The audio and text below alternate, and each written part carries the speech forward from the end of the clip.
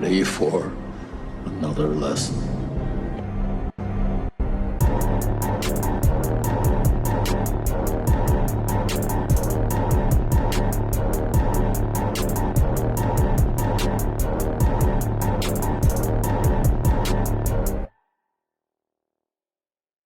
What's up, everybody? Welcome back to Back Row Banter, your favorite casual movie talk podcast. I'm one of your hosts, Adam Schwartz, and on today's episode, we have a ton of news. This is the biggest news week we've had in a long time, and it probably rivals for the biggest news week we've ever had, but we'll get to all those news stories.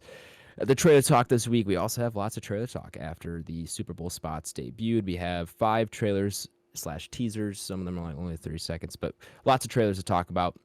We'll get to the new streaming list. It is another light week this week, but still a few good ones on there. What we're watching, of course, and then our main review for the episode is Nightmare Alley. But before we get to any of that, I'm joined today by Nathaniel Gingrich. What up, folks? I am He is Nightmare quite Nathaniel. the nightmare to deal with. Nightmare. Yeah. I like it. Go ahead. No, I like the name. I thought you said I get. My bad. No. I like it. Yeah. I used to have very vivid nightmares a lot. I used to have very vivid dreams. That was going to be my question. Yeah. Do you get nightmares often?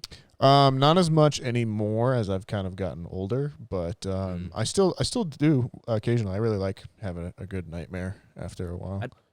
Do you remember the last nightmare you had? I had one. Yes, actually, I remember it was probably about a year or so ago. It was. I remember it started that we were on this a plane and we were going to look at the Aurora Borealis, and then we like crash landed in this like really small like Arctic town kind of thing, and then I remember there was a little redheaded kid. And then later on during the night, they were feeding us, and this like slab of meat hit in front of me, and there was all this red hair on it, and I was like realized it was the kid, and I just like lost my mind at that point, and ran out into the wind, and then I woke up not long after that. All right. That's interesting. It's surprising you remember that though. Like I said, when I have them, they're very vivid. I used to little peek behind the curtain. There's definitely a few stories in the Sandpiper tapes that are based off of nightmares that I've had at certain points and stuff. So a little bit of a plug there, folks. Yeah. Cool. Also joining us today is Trickster Tyler Vidalis. It's kind of like Loki. Yeah, when I wrote that out, I thought of it. I was like, oh, we should use this for like a Loki episode or, the next Marvel one. I'll keep it in the back pocket. We can bring them back, I'm down. Yeah. How you doing, man? Good, man. How are you? Doing all right. Pulling off a lot of tricks recently. I pulled off a pretty good Super Bowl party. Yeah. Not much of a trick there. But, no. Yeah. Other than good that, time regardless. How was the party? It was good, man. From what I hear, it was quite successful. Yeah, we had a good group of people, good food, good conversations, good football. So it's just a good day. That's all you need. True story. Yeah. 3/4 of the squadron were present. Wish I could have been there. Yeah, it was pretty funny. At one point, Blake walked in, and I was like, "Guys, this is Blake. Blake, this is everybody." And it was kind of only when there was like, I don't know, maybe like 8 to 10 people. So it's still like relatively easy to kind of see everybody. And Justin's girlfriend, Alex, if you're listening to this, hi. She goes like, "Wait, you're the guy from the podcast?" And so it was kind of funny. It's like one of those like really funny like surreal little moments where like somebody doesn't like know you but they know you, and it was just funny. The Ryan Foley. I did. Yeah, he did. He actually might have been the first guy to shake my hand and dab me up. So yeah, shout out Foley. Very down to earth guy. That was awesome, man. We chatted about a few movies too. Cool. Yeah, overall, bro, it's just a cool experience, and definitely glad Ty extended the invite over to me and to meet all his friends. So yeah, I'm definitely pleased. I'll definitely come back. Good, man. I'm glad to hear it. Well, rounding out the squadron, of course, is Big Carney BlakeHolder. What up? How did you get that one? Carney? Just like a large carnival? Is that what we're No, going for? Is it more like a carnivore? Carney is Carney someone the that works term in a for carnival. someone who like doesn't act in a carnival. Ah, Yeah, I think they I say it a didn't know. couple I times in learned this something new. movie. at least once. I know at the end they do. yeah. Oh yeah, he Spoilers, says I he guess. says one Carney to Yeah, another. Yeah. Yeah. Yeah. Spoiler alert, Ah, I guess, he for one does. line at the end of the movie that could allude to anything. But Yeah, right. Yeah. There's a man and another man who are carnies. wow. You've seen the movie, folks. No need to tune into the rest of the episode. Go ahead and submit your your Oscar predictions just based off of that. Right. That's the IMDb summary. It might as well. Bit of It wouldn't be sizzle. a surprise if it's not too far off. Oh man. All right, well, I would love to do some more pleasantries, but we do actually have a lot to get into here. So let's just roll right in, Jam-packed. guys. A Make it happen. jam-packed episode this week. So we're gonna roll right into the news and start it off with probably the biggest news of Ever? the week. Not ever, no, because it happens every year. The Oscar noms are out, everybody. The Oscar nominations for the 2021 year, I guess. Well, yeah, it's a year. I don't know what you want to dock it. Like, where does the cutoff? Because sometimes they do it past 2021 Class. or like past the new year. What'd you say? So this year's Oscar class. I like it. Yeah, Oscar class. So they've finally been released. There is what 1, 2, 3, 4, 5, 6, 7, 8, 10. 9, 10 movies nominated for Best Picture. And then you have, of course, the rest of the categories. We're really only going to go over like the top ones here. So we'll do Best Picture, Best Director, Actor, and Actress. But of course, I will link the article in the description if you wanted to check out the full list, because you should. There's those aren't even really the ones I care about. Best Picture and Best Director probably the most, but I also love looking at Best Sound, Costume Design, Cinematography, all that kind of stuff, Screenplay. So those are ones I enjoy as well. So if you do want to take a look, go ahead, check the episode description. I've got the list linked for you. Starting off with the Best Picture category, we have Belfast, Coda, Don't Look Up, Drive My Car, Dune, King Richard, Licorice Pizza, Nightmare Alley, The Power of the Dog, and rounding out the list is West Side Story. A very wide array of genre for sure. and just content and subject matter, which is pretty cool to see. Blake, I hope you share my dismay that neither Green Knight nor 9 Days even, got many noms at all, let alone made the Best Picture list. But, that's neither here nor there. Yeah, I think you can make an argument for Green Knight to be on there for Best Picture. I think so too. 9 Days is a bit of a stretch. I understand that. It's kind of way more indie than Right. Some of these movies, but Green Knight could have been on there for sure. For sure. Yeah. I've Nathaniel, seen you have 4 4 of fingers those. up. Yeah, 4 of those. I think that might be my worst showing before an Oscar nom. Really? Yet, yeah. But how many are there usually? Because 10 seems like a lot. Usually there's only like 8, I feel like. A couple of years back, they extended the list from 5 to 10. Oh, is that what it was? And then, but there can be there doesn't anything in between. Yeah, there's always 5, but there can be anything in between those two. Gotcha. Yeah, right now I've seen 1, 2, 3 and a half. I've seen half of Don't Look Up. Need to finish that for sure. But I know West Side Story just came to HBO, didn't it? Maybe a couple weeks ago. If it hasn't yet, it's like this week or something like that. It's going to be soon. Yeah, Power of Dog is on Netflix. Yep. Licorice Pizza, we said before Still the in show, theaters. is still in theaters, so you can still go see that. King Richard is on HBO, or it might have gotten removed by now. I don't know how long ago that. Actually, it was back in November, so I think it might have come back, or it will come back soon. Dune is definitely on HBO right now. It came back. Drive My Car is still in theaters. Don't Look Up is on Netflix. Coda, I'm not familiar with, and same with Belfast. I want to so say don't know where you Coda can find is those. streaming somewhere. I can try to find out. I'm right pretty now sure it's for you. Amazon Prime, maybe? Let's If it's take the a one look. I'm thinking of. It's on Apple TV Plus. Ah, there it is. Okay. Yeah. Coda's on Apple TV Plus. Belfast That might also be on Apple TV. is also on. It's actually only available to rent. I'm Got it. sorry. or maybe only available to buy. Is that what I'm seeing? That's the only option it looks like. Yeah, I don't know if you can get that besides buying it. Maybe that's just how recent it is. I don't know. Maybe look into that one.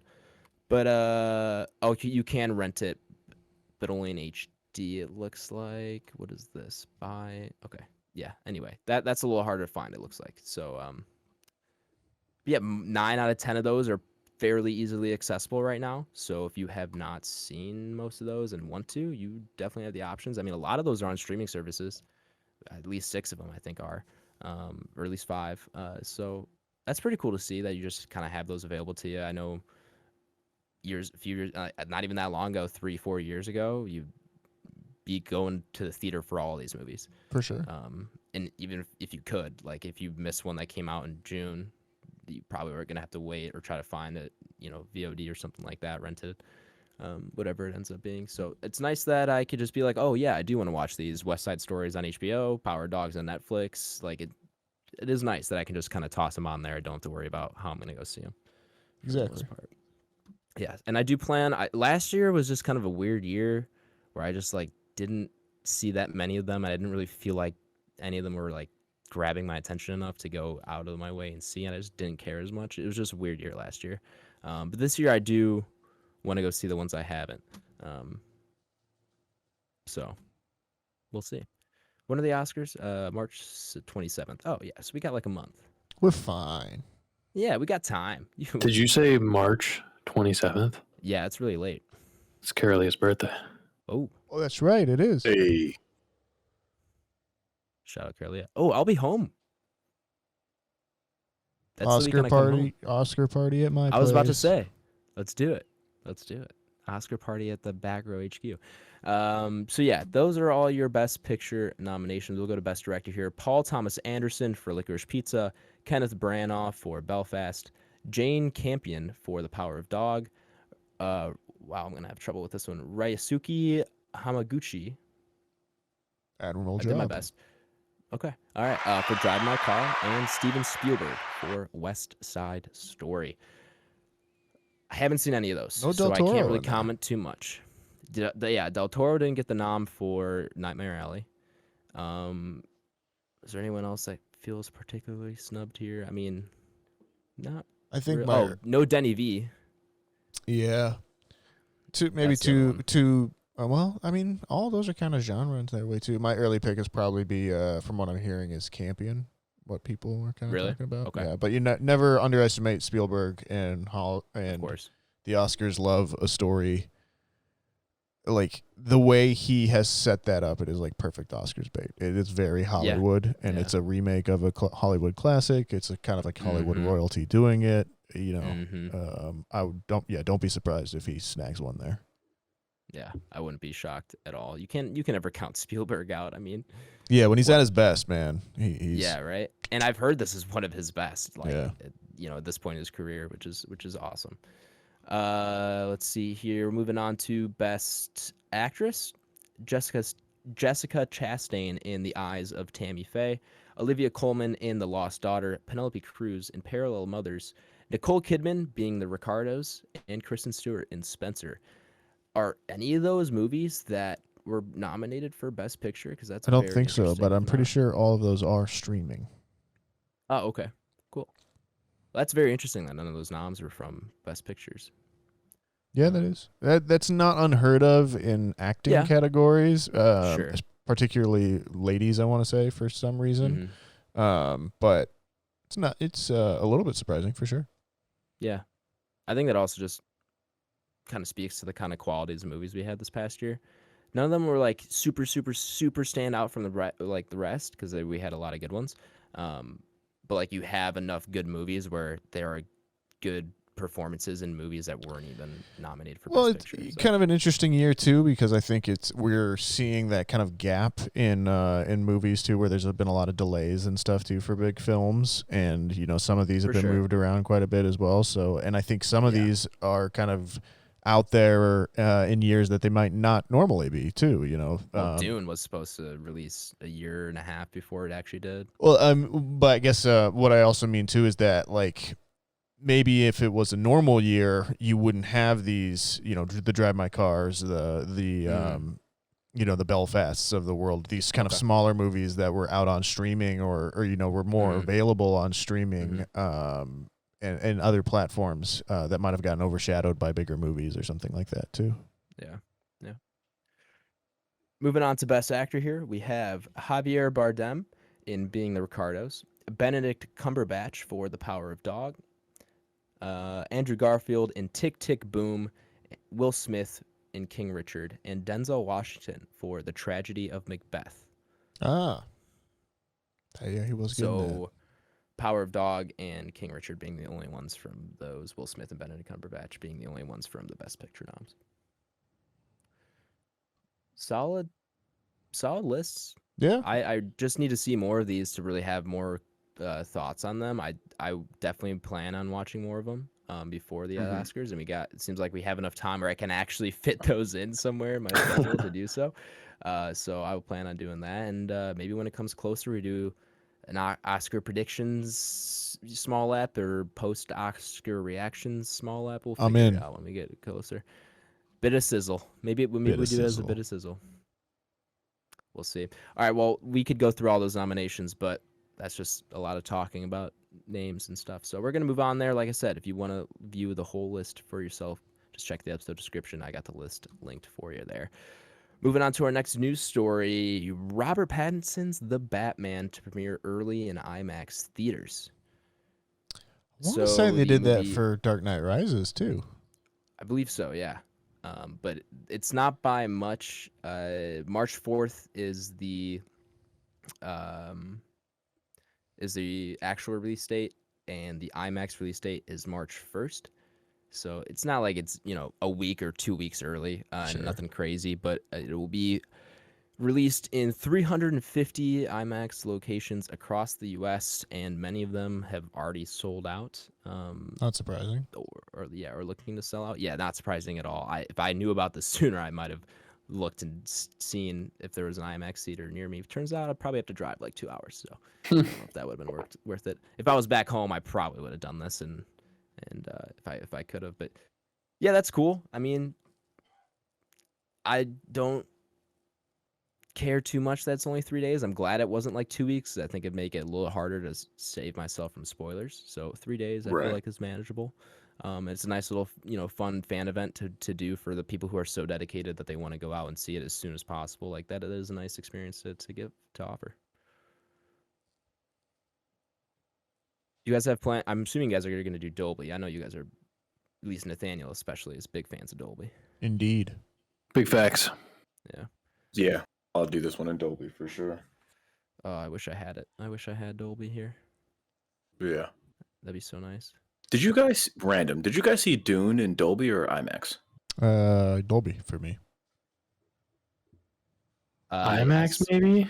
I saw it in RPX, which is Regal's mid-tier version of IMAX. Okay, yeah. I caught it in IMAX. Random, I was just wondering because we started talking about Dolby, but continue. Yeah. I'm going to just kind of breeze on through here. There's not much more to talk about here. Our next news story is a new project announcement. Another video game adaptation. BioShock movie is in the works at Netflix. You a big BioShock fan, Blake? Yeah, dude, that's actually one of like my favorite games from the 360 generation. Yeah, dude. I don't know if we ever talked about that actually. Yeah, I don't. Have you played them? A little bit, not much. Okay. Like I didn't play through any of them all the way. Yeah. Yeah, like I said, that's like peak like early high school, middle school for me. Yeah, those are some of my favorite games, dude. And they kind of have a creepy horror element as well. So it was like right up my alley. I tried to play Prey from that might have been 2017 or something, 2018. So very similar. 2018, yeah, very similar, but it didn't have as much of the horror elements, and I just couldn't get into it. But sure. It should be interesting to see what BioShock looks like on film. Yeah, if you get the right director, I think it should at least aesthetically be pleasing because the world is awesome. It's like an underworld. That's what I was just thinking. Place.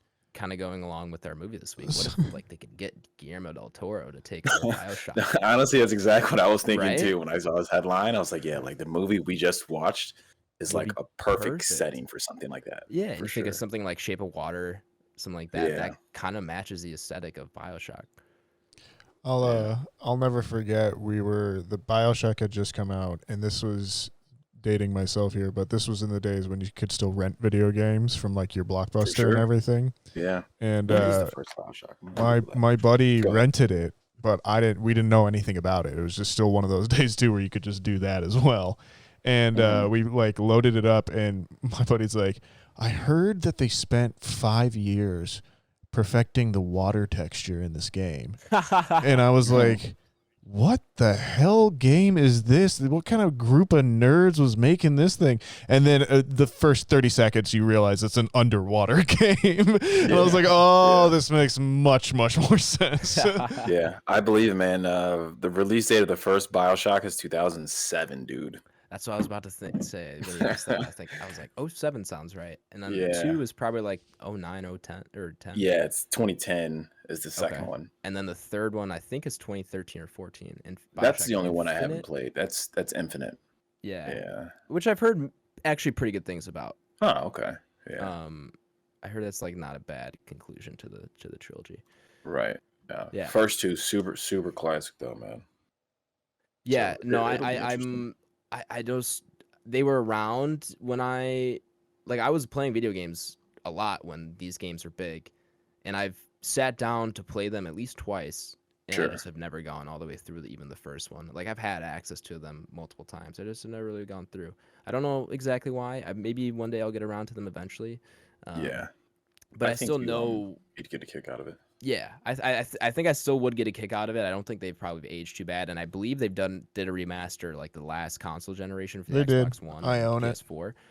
Yeah, so they're accessible. I don't think they would have aged too poorly. So maybe I'll get around to them eventually. Yeah. All right. As long as you harvest all the little sisters. I remember you there play being the some game. sister thing. Yeah. Weird The first one you collectibles and play as stuff. like a human, I guess, for lack of a better word, and the second one you play as a Big Daddy, which are like the robotic creatures. Yeah. And the little sisters are like these little girls that have like these special powers, and you can like harvest them to reinforce your powers. Or you could like save them and like adopt them and stuff. It was pretty cool. But yeah, super fun game though, man. That's one of my favorite games of all time. Solid. All right, well, moving on. Like I said, got to keep on cruising. We got a lot to get through, guys. Moving on here to A Quiet Place Part 3, arriving in 2025. This tells me they're going epic. Yeah. I think they're gonna be like, we create the army and fight back. Okay. Talk to me. Why do you feel that way? There's the only reason I can come up with for like the delayed, like they're like, we want you to craft a story, like the franchise is big enough now. We want you to craft a story like that's like an epic conclusion here. And like we're gonna go big with this one and really try and buff it out a little bit. Yeah. It doesn't seem doesn't seem improbable. I could see that happening. I'm talking like a World War Z level. Okay. Sure. Okay. Do you think that is the last A Quiet Place movie we see then? Well, aren't they like doing like a spin-off series or something like that? With the pig director, Michael Someone. Sarnowski is doing the spin-off. And that's set to release in 2023 as of now. Yeah, so maybe that'll be the build up to the Potentially. big. That'll be like the recruitment thing or something. I don't know. I'm spitballing here. I'm just throwing out ideas. I like it. I hope this doesn't go much further after this one. We all kind of knew it was probably coming, a part 3. Yeah. We weren't shocked when they announced the spinoff, but at this point, again, like who knows? Both these movies could set up something that changes the whole universe and leads down a path that could open up a lot of opportunities for sequels.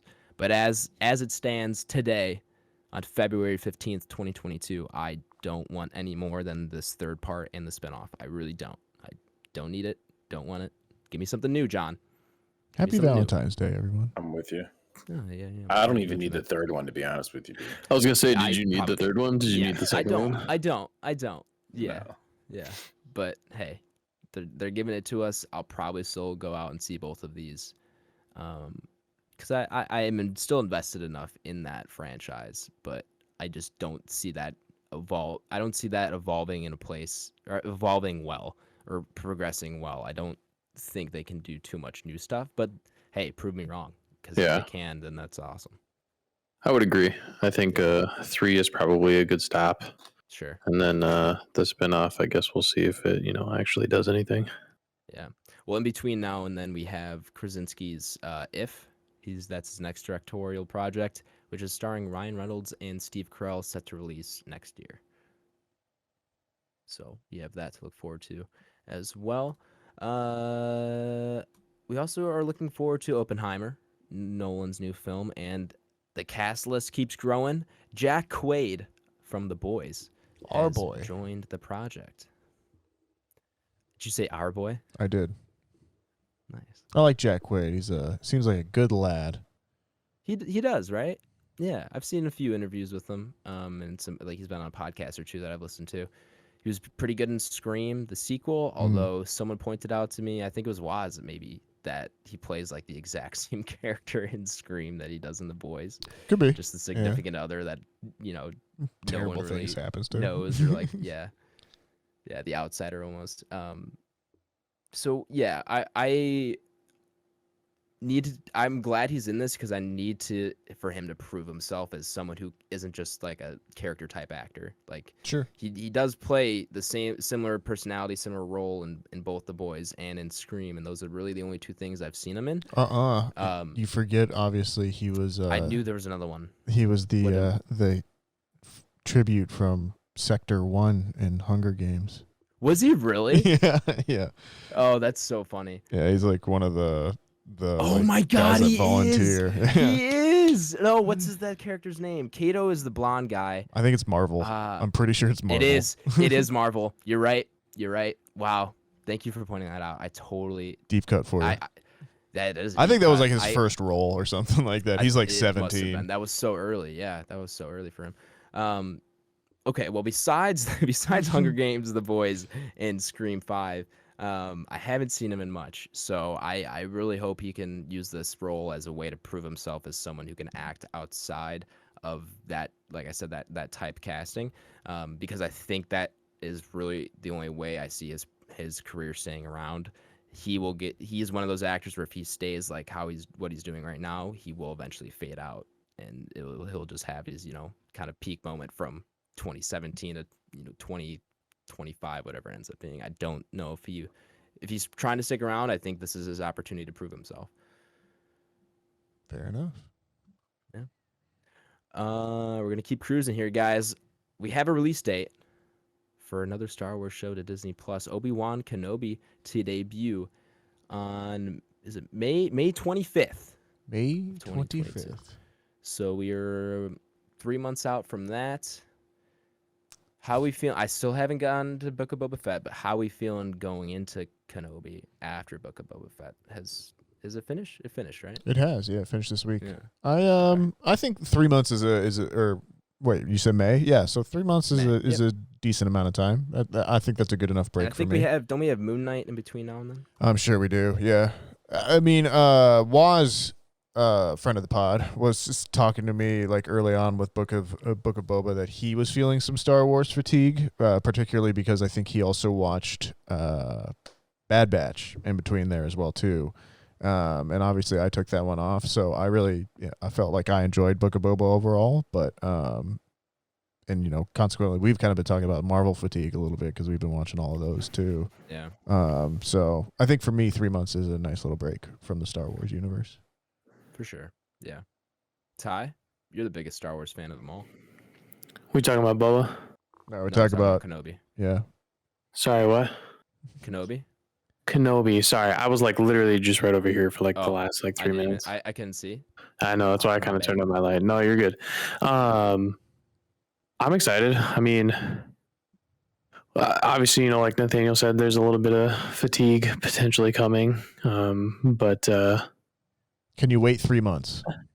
Yeah, 100%. I think my biggest thing though is that even if it was sooner than 3 months, I think I would be okay with this because I'm a really big fan of Boba Fett and everything like that. But at the end of the day, he's a bounty hunter, and there's not a whole lot of lightsaber Jedi play, and I think you can just get so much deeper into Kenobi than what you can with Boba Fett. I think like what we've done in Boba Fett so far, while it's just the one book of Boba Fett and it seems very superficial, I don't really think you can get like any deeper on Boba Fett than kind of what you got into right now without kind of exploring some deeper things. So whereas Kenobi and anything that really has to do with a Jedi, you can dive a lot deeper really, really quick, and it can last a really long time. And I think it's just a little bit more interesting. So if it was sooner, I don't think I'd be mad at it, but I think I can definitely wait 3 months.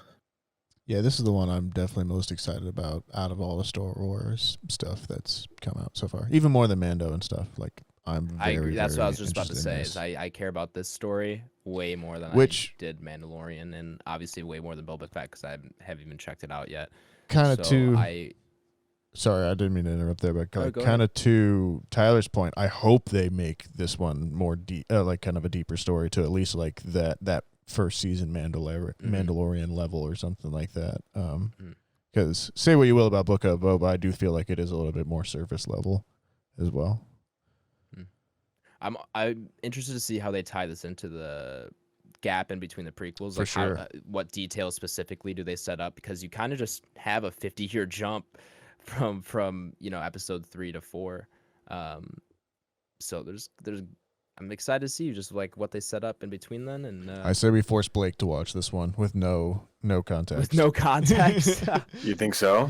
Like this is the one you think I would find it interesting? You would not understand. I think you would though. Thing. Maybe like at least. Is this live action as well? Yeah. You like Ewan McGregor. Like I think he would like it at least for that. That's the guy from Dr. Sleep, Dr. right? Sleep. Yeah. Okay, yeah, I remember that. And you guys were like, you don't know this guy from Star Wars? I was like, I've never seen this guy. Yeah. Oh, it's so funny. Yeah. You're like, yeah, he's really good. I like this guy. Like him, though. That is so funny. Yeah, so we'll get that in 3 months' time. By then, I will have probably gotten to Book of Boba Fett, so we'll keep an eye out for that. Moving on to our final news story. We're finally here, everybody. Halo scores early second season renewal at Paramount Plus. So about a month before the first season even airs, which is set to air on March 24th, they've already greenlit a second season. So that's exciting. That's a good vote of confidence for how this first season is going to shape up. Hopefully, I just have my fingers crossed that this doesn't run into the same production hell that the first season went through. And I think it won't, mainly just because they've got this first one out. They have it set up at Paramount with Showtime. Like they have everything kind of set in place for this. They had everything set in place for this first season that they should hopefully be able to just kind of carry on over into the second season, and we don't wait another 10 years. But yeah, this is getting greenlit for a second season. Very exciting stuff for me. I still can't wait for that first season. We'll see how it goes, and I guess just go from there. Also, David Weiner, he's from Fear the Walking Dead and Brave New World. He will be the showrunner for the series. Brave New World hasn't come out yet, has it? I don't believe so. I think that's like a Hulu series or something like that. I'm checking right now. I can't find it. Uh-oh. It doesn't exist. Brave New World is also something else. No, it says 2020. Oh, well, then maybe it's out there, and I just didn't know about it. Yes, yeah. No one knew about it. All right, well, that's our last news story. We're gonna roll right into trailer talk. We are gonna kind of just breeze through these. We have 5. There's a lot of spots and debuts for the Super Bowl, so we're kind of just gonna go through, give a mainly just like a thumbs up, thumbs down, and if we liked it or not. And then if there is anything super specific that we want to touch on, we can quickly, and then we're just going to move on from there. First one up, Jurassic World Dominion, the final film in that sequel trilogy for Jurassic World. This is the most requel of them all, as the legacy characters are returning. Some of them, at least. Thoughts? Thumbs up, thumbs down. Nathaniel, Jurassic Park's huge for you, of course. Yeah, I mean, obviously, I'll see this. No question. Yeah. Yeah. I'm also pretty thumbs up. Didn't love the second one. Felt okay about the first one. Whereas I loved the Jurassic second Park. one. Yeah. Jurassic Park just doesn't have that spot for me because I didn't grow up around that time in like the 90s, like you did, Nathaniel, where you ran through an entire VHS tape. So it just doesn't have the same nostalgia and touch for me, but I still do like it. So I'd be interested to see. Blake, Ty, you guys thumbs up, thumbs down? I'm pretty thumbs up on this. Yeah. I'm kind of going into it with just kind of mediocre expectations. Agreed. I'm on the fence about the second one. These series, like these movies, have a redeemable quality no matter what quality they are at the end of the day, and that is the fact that they have dinosaurs in them. And me as a child and growing up on dinosaurs and stuff like that, it's something that's always going to draw me in, and something that I'd be like, fuck, I really love dinosaurs, and this was a cool movie regardless of what I think of like the overall end game for them. But yeah, second one I was on the fence with. First one I really liked, and I'm going into this with, like I said, kind of a line level expectations, so that way no matter what, I just kind of get to cherish it for what it is. Nice. Yeah. Yeah, I don't really care for it, but to be honest, I'd be lying if I said I wouldn't see this film. I think it's just going to be too big of a film for me to not come across somehow, some way. Well, we're doing it for Considering the I've already pod. seen the first two. What's up? So I'm sure we'll do it for the pod. Exactly. So, but I wouldn't be upset, right, about it. I like the first one. The second one, I think me and Nathaniel have kind of had a few conversations about this at the store. That the scene at the end where they're kind of like in that mansion is very horror-ish. Yeah. So man, it was cool. I don't hate the second film. I think a lot of people are probably really upset with that. But also, I don't have huge feelings for either of the films. So, Have you I'll seen watch the it, though. original? I think I've only seen the first one, to be completely honest with you. Mm. So I don't even. How many of you are in the original series? 3? 3, yeah, but Yeah. these ones don't pay attention to anything past the first one. But I was just curious if you'd seen the first one and the other as well. Yeah, I've only seen the first one, and that's a movie I've seen at like I don't know, like after school clubs and like daycare, like, you know what I mean, like stuff like that. Yeah, so I There's some haven't seen hardcore that. daycares. What the fuck? Yeah, or maybe not daycare is not the word, but it's like No, late it's out there elementary now. School, you know.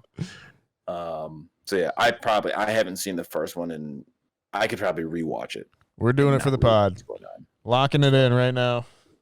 All right. Fair I'll enough. schedule. I'll dock it in. That is set to release. Let me check. I should have brought it up earlier. June 10th. We got time.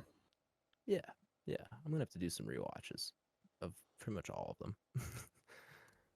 All right, moving on. Next trailer, Doctor Strange in the Multiverse of Madness. I'm like 2 thumbs up on this. I think this movie is about to be batshit crazy, and I'm so down.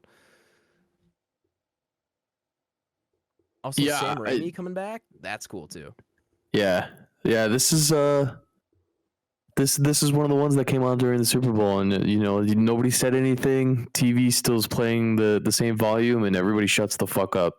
And it's just really cool. There was obviously some other ones that happened during the Super Bowl, but this was a good one where you could just kind of hear the silence fall over everybody, and everyone's like, oh, what? And so it was pretty cool. But yeah, I'm pretty hyped on this too. I like that I know nothing. Like it was just like a collection of shots, basically. I don't think like even if you tried, I think this movie is just gonna be so wild. Like, there's no way you can keep try to guess. I hope, man. I hope. I want them to show me something. I feel like with the first one, you know, there was a lot going on there, but it was also, you know, Inception-esque, you know, how everyone kind of talked about it. I think that was kind of like one of the jokes at the time. I want it to be nutty, and Sam Raimi I trust to be nutty. Yeah, I think this is definitely going to be the movie that opens up truly opens up the next direction 100%. of the MCU. Yeah, 100%. Maybe opens up. It seems like there's some teasing of X-Men kind of coming over. So we'll see. We'll see. Blake. I'll watch it. I feel like it's gonna be like how I feel about Jurassic World, or Jurassic Dominion, whichever term you want to use. Yeah. It'll be hard to pass upon it, but as you guys know, I'm kind of gone on record. Like I'm kind of like crapped out of the Marvel movies at this point. This does look super interesting, though. To be completely honest with you, yeah, I will give you that. He did shrug, folks. Out of this world, it'll be, and I think they'll do some new things. And I think the first Doctor Strange was a pretty good film too, to be honest with you. So like, it's not like we're gearing up for a fucking Black Widow 2 or something of that nature. You know what I mean? So it does have kind of some appeal to it. The first Doctor Strange, certainly underrated, I think. I would say so. I would say so. That's definitely I would say probably like a B tier Marvel movie. Yeah. But in the same note, that's also one that I've only seen one time, and it was in theaters, and I've never seen it again. You know what I mean? So, I'll watch it, and I should probably rewatch the original Doctor Strange. Does make it seem like What If maybe more required viewing than we might have originally thought.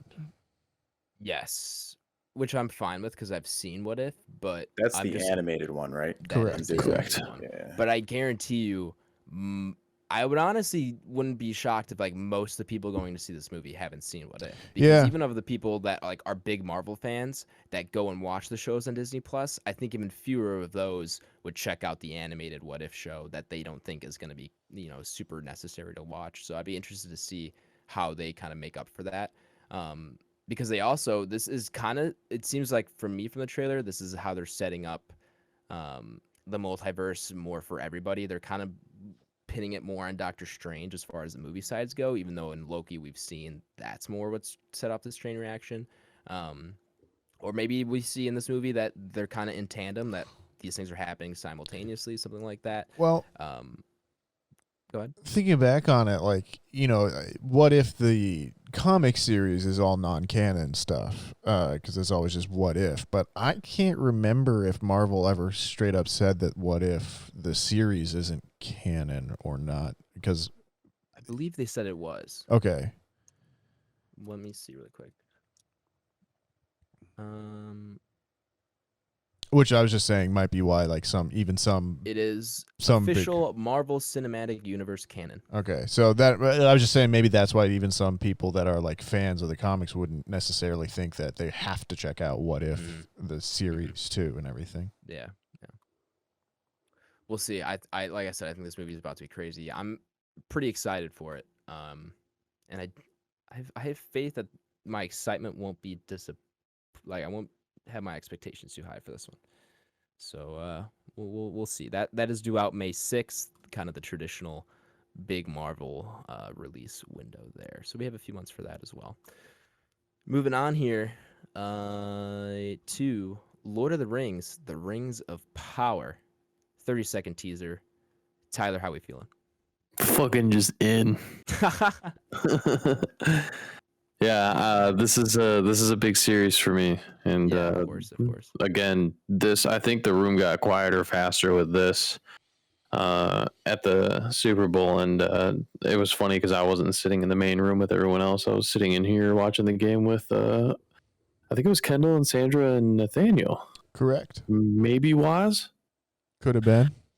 But we were in here, and Justin like pokes his head in. And he's like, "Bro." And I'm like, I know.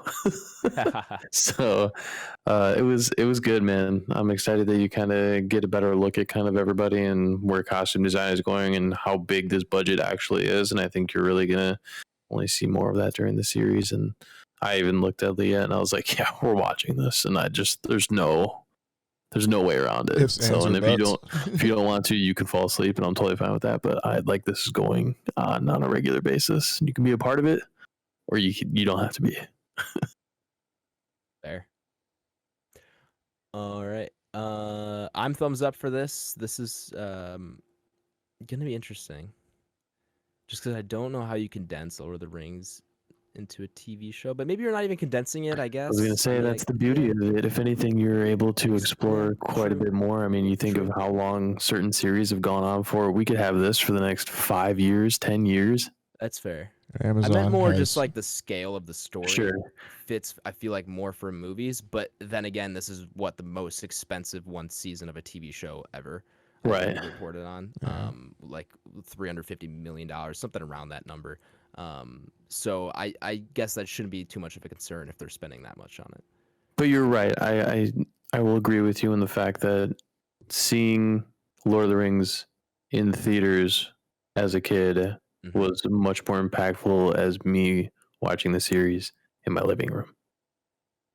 Very fair. So I guess we're just going to have to rent out a theater to watch the first season on. I'm fucking down. Spend like 8 hours there. Nathaniel's got a client. possibly. We'll set up a demo in the mag room. I'll have Fuck to- that. Blake just got a new house.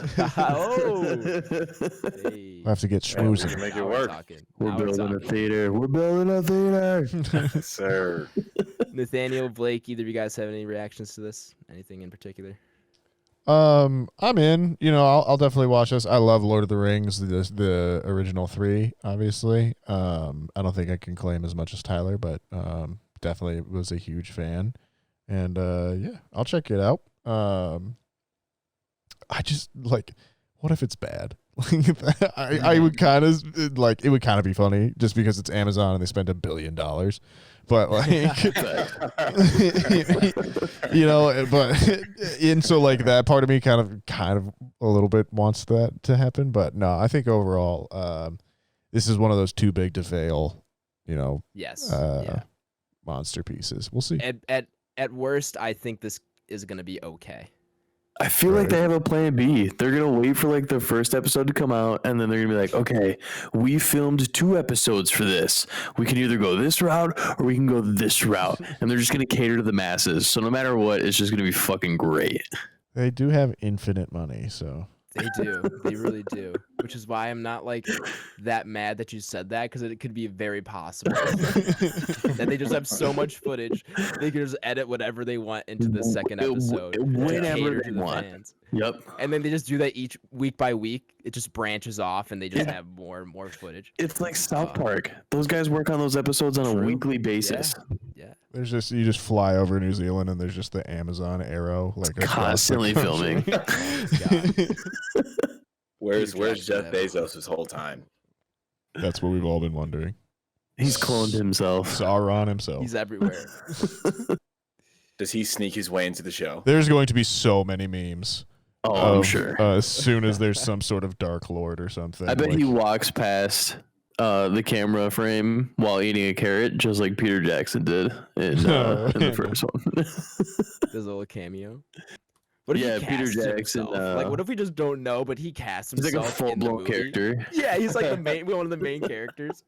He spent $1 billion just so he could be in Lord of the Rings. Like, It's like Tony Stark and Iron Man 2. Why Right, own yeah. a racing team if you don't drive? That's funny. oh my god. All right. Well, our last TV spot from the Super Bowl is a 30-second teaser of Moon Knight. Did we talk about Nope? Did I miss that? What'd you say? Did we talk about Nope? Oh, I skipped over Nope because you stepped away for a second. Got it. Let's talk about Moon Knight quick, and we're gonna go back to Nope. Sorry. Moon Knight, 30 seconds. I don't know if we did a full trailer talk or if that was one of the ones that we skipped over because we were like, we got a busy week or whatever. I think we talked about it briefly. We talked about I think it we did. briefly. Okay. Yeah. Okay. I'm still on this.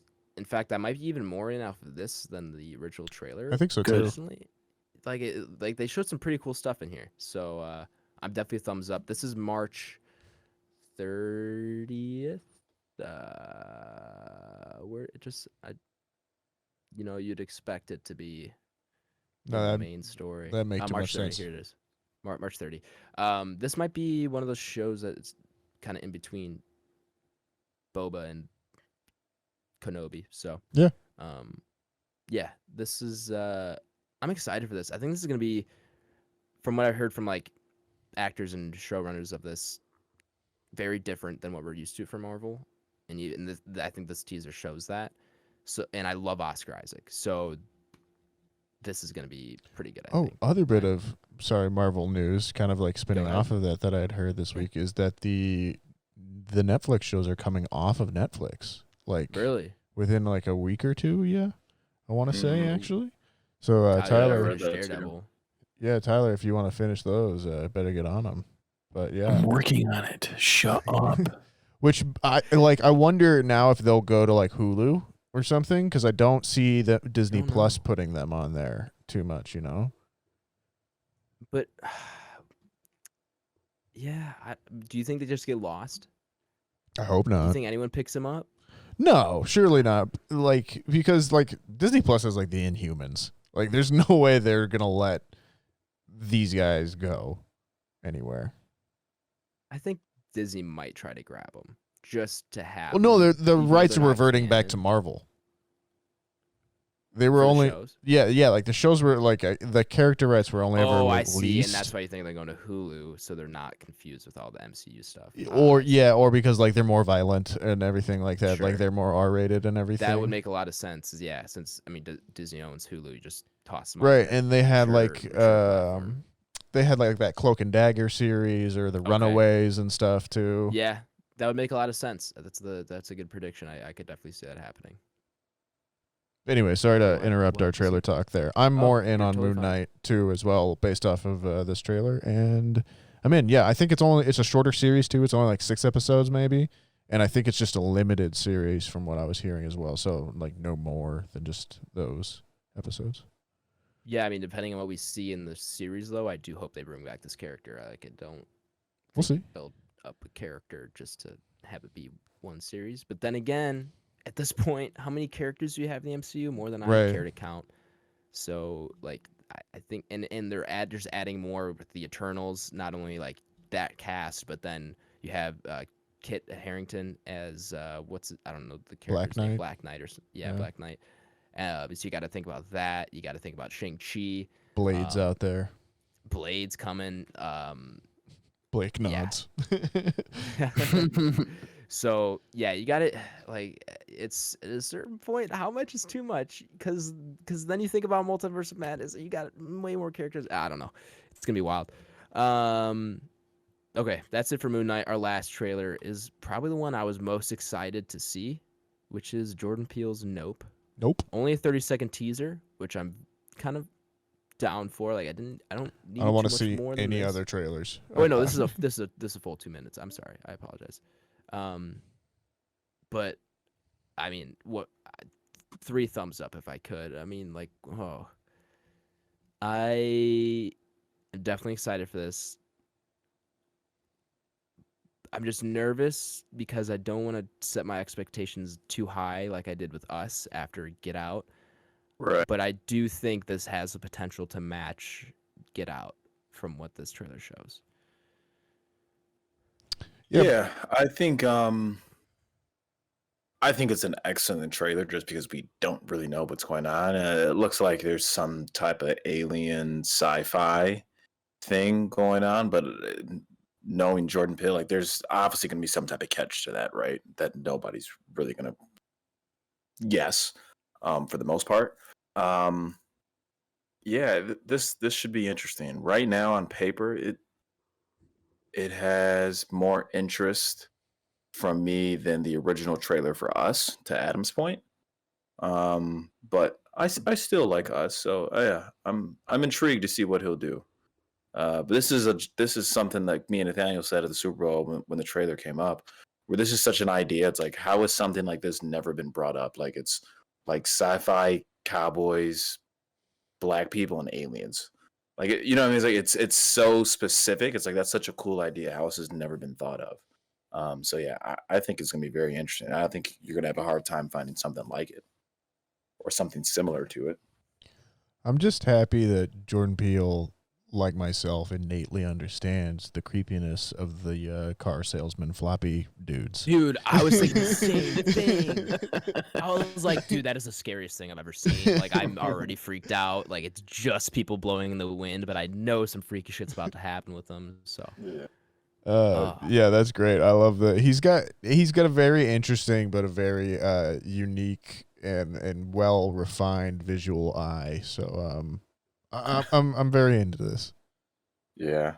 What is have you guys seen that episode of Family Guy where they got like the flaily guys? I forgot what the car salesman calls them. Flaily guy. Yeah, I forgot. yeah. It's definitely something like that. That's funny. You're close. Sorry to interrupt, but that's exactly what I thought of when I started talking. Let me see if I can find that clip and send it to the group chat. That's fucking hilarious. That's the first thing I thought of. I'm in on this. You know, kind of like Nathaniel touched on. I'm a big fan of his visual mind. I love what he does. He's very creative, and he's blowing us out of the water pretty much every single time. So I can't wait to see what this is. Ty, I'm so excited. Could you back up from the mic just a little bit? You're getting a little feedback on the mixer. Sure. Thank you, sir. You're welcome. That one is set for a July 22nd release date. Yeah. And I guarantee you we'll be reviewing it. That is an Adam Schwartz guarantee here. Nope. Get ready for that bit, folks. Yeah. Oh, yeah. We didn't mention that at all. Daniel Kaluuya is back in his film. Love him. Love him. For sure. Steven, you. All right. Well, that's it for our trailer and news talk. We'll get into the completely subjective newest streaming list for the week of February 13th through the 19th. I'm really just going to blow by these. Netflix, Cloudy with a Chance of Meatballs. We're getting Genius, a Kanye trilogy, season 1. The first 3 episodes coming in a documentary series about Kanye West. Okay. Space Force season 2, Texas Chainsaw Massacre, the new one, and then Cuphead, the Cuphead show. I'm actually pretty excited for that. Me too. I loved Cuphead. It was so good, and that art style is awesome. So I'm really excited to see how they transfer that to the show. It's definitely got to be a little bit more of like a Rick and Morty kind of feel, right? They're definitely going to go more adult with it. Hopefully, I would hope so. I can't imagine why they wouldn't. Right? Yeah, that seems like the perfect kind of tone to go for that. Because they can't just do like a classic 30s cartoon. No one's gonna watch that. No, so they got to do something unique with it, which I think they're going to. Hopefully, Amazon Prime is getting the marvelous Mrs. Maisel. Another new season. I don't know. I think it's season 3 maybe. I know a lot of people are a fan of that show. I'm not, but if you are, it's there. Hulu is getting Fortune Fire complete seasons 6 and 8. I don't know where season 7 is. Maybe it's already there. Maybe it's not. The Shape of Water. I haven't seen that one, which I probably should, but that's Best Picture 2017. Nathaniel, what are your thoughts on Shape of Water? Love Shape of Water. Del Toro stan. Okay. And then Hulu is also getting The King's Man. HBO Max is really only getting the Peacemaker season finale. And then Disney Plus is getting Marvel Studios Assembled, the making of Eternals. So you have another behind the scenes. Yeah, that just got released on DVD today, or 4K, whatever you want to call it nowadays. It's on disc. I won't be buying it. So. Okay, here's the situation. Do we want to skip over what we're watching this week and just add everything to next week? Because we are running long on time here with all the news and trailer talk. I mean, I'm totally down because I didn't watch like anything. Yeah. Blake, Nathaniel? Yeah, that's I only fine. watched one thing. I will have a very long list for next week, but that's cool. I probably will as well. Although, Ty and Nathaniel, do you want to have a quick spoiler talk for the Boba finale? Do you think that's necessary? I'll leave that up to you. Ty, what do you think? I'm totally down to talk about it. I don't care. I'm in. Cool. All I can right, do that. just real because quick. that's more relevant to do now, and we can keep that as the what we're watching kind of thing. So let me mark down timestamp here. But if you've, of course, not seen Book of Boba Fett or the finale, which I have not seen either, go ahead and check the episode description. I'll leave a timestamp you can jump to, where you'll be taking to non-spoiler talk, and then pretty much directly into our review. Spoilers. So it ended. This Book of Boba Fett. It has. Shit went down. Shit went a lot of places. What are your thoughts overall? Overall series, pretty decent. Mm. I like the fact that they introduced some characters. I don't think Cad Bane is deceased. Okay. I So hadn't I really think thought we'll- about that. Yeah. So the Rancor coming in was super dope. I really liked that. Yeah. You can tell they basically spent their whole budget on that, which is totally fine. It looked good. I like the fact that he's riding it and kind of taking that Mandalorian-esque journey for himself, because Mandalorians used to fly or ride mythosaurs, Right. which is that symbol, that skull that you constantly see referred to in The Mandalorian. Right. That is a mythosaur. So it was pretty cool to see him kind of ride maybe his animal of power, or, you know, something that, you know, is pretty cool, or, you know, symbolizes that. And that was pretty cool to kind of see for his journey and his character arc. Overall, I think there was some continuity things as far as, like, you know, when the fight's going down, like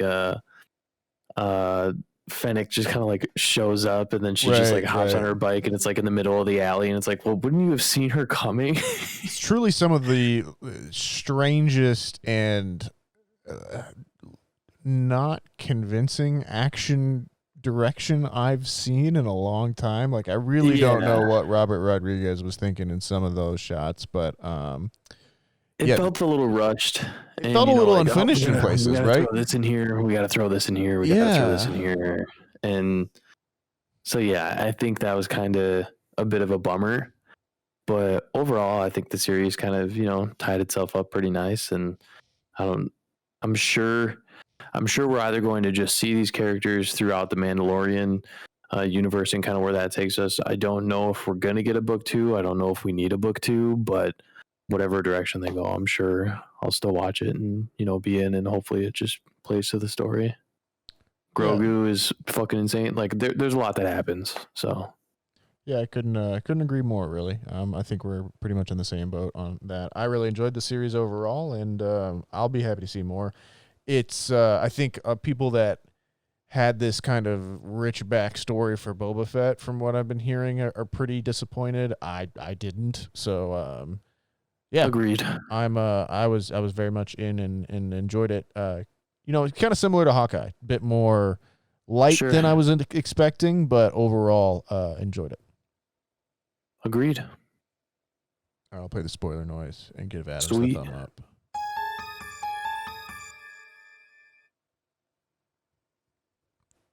And he's back, ladies and gentlemen. Heyo. How's your spoilers hot, guys? So spoilery. Spoilery? Yeah.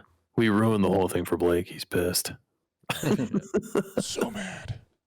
I have no idea what any of you guys talk about when we just say Star Wars shit. I fucking love it. It's so funny. All right. That game we played last year with guess like what's real and what's not real. We need to bring that back up. For sure. That wasn't so funny. Maybe we'll do it for Kenobi. I started hot too. I started like 2-0 and then just fucking tanked. Shit was hard. That was fun. All right. Well, main review segment time, guys. Nathaniel, the listener here is new, or maybe they've just forgotten. Can you give them a rundown of our review segment? What up, everyone? I'm Nightmare Nathaniel, and this is the main review segment.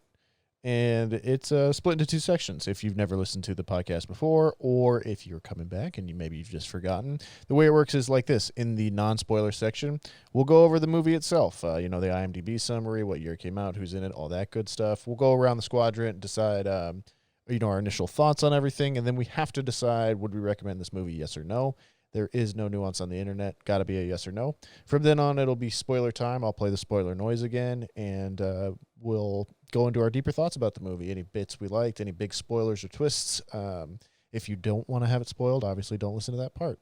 But do come back at the end of our spoiler talk. I'll play the noise again. Adam will have it in the time code because we were going to rank this up on our Entropy list, which is our big list of everything we've watched on the podcast. Ranked. We don't do ratings. Instead, we put up on a list. So come back for that and the outro and all the other good stuff. Adam, tell me about Nightmare Alley. I would love to. This, of course, is a new movie released technically last year, of course, as you heard at the top of the show, was nominated for Best Picture. It's rated R with a runtime of 2 hours and 30 minutes. It's a beefer. Yikes. Yeah. Beefer.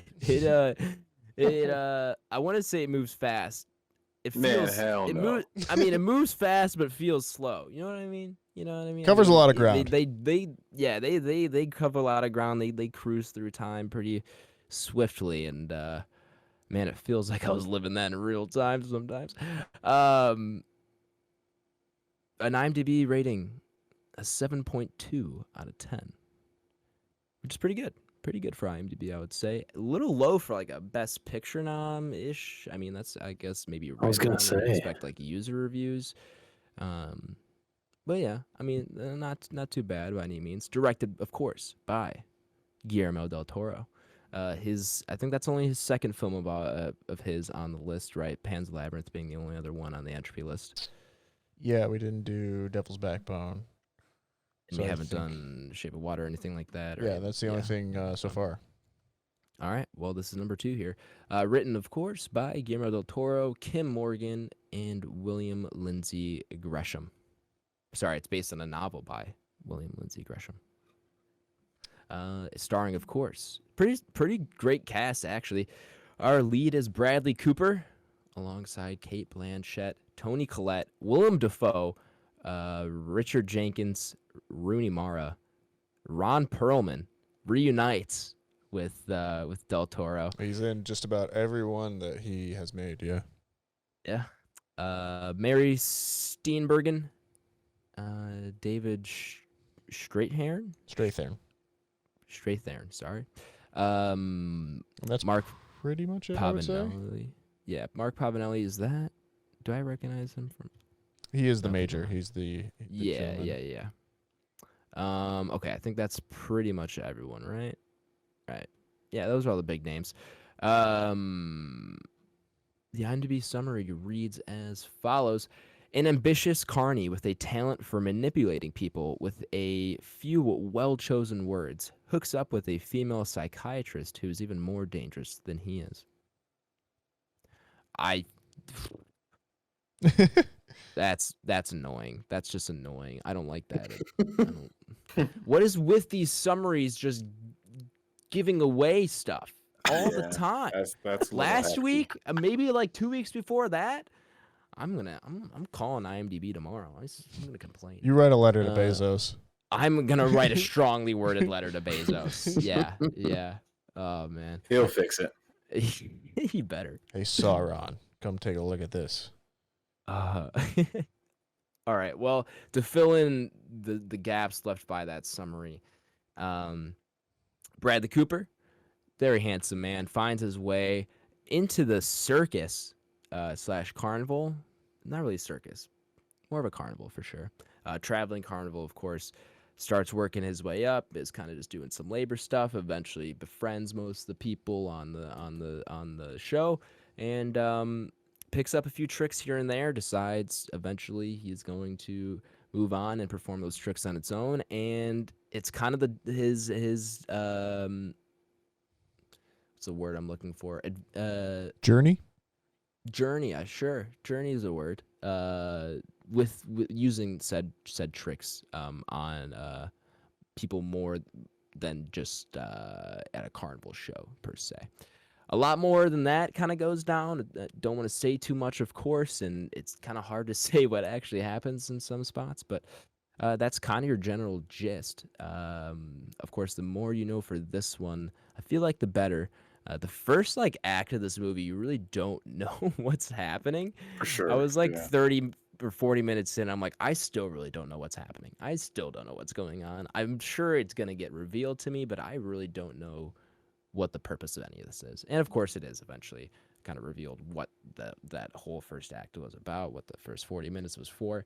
But yeah, Best Picture nom. Does it deserve it is the question. Nathaniel, I'm going to go to you first. You're obviously the biggest Del Toro stan I know. Yeah, I mean, I'm definitely a big fan of this movie. Overall, I think it's a really good example of, something that we don't necessarily see very often these days in the noir genre. This itself is a remake of something that's kind of considered a classic of the genre, Nightmare Alley, the same name. And yeah, I think overall it's really interesting. I really like the kind of main central figure of Stanton Carlisle and kind of his journey, and particularly the women around him. He kind of has these three female figures throughout his life, and kind of how they play into that, I think is very interesting.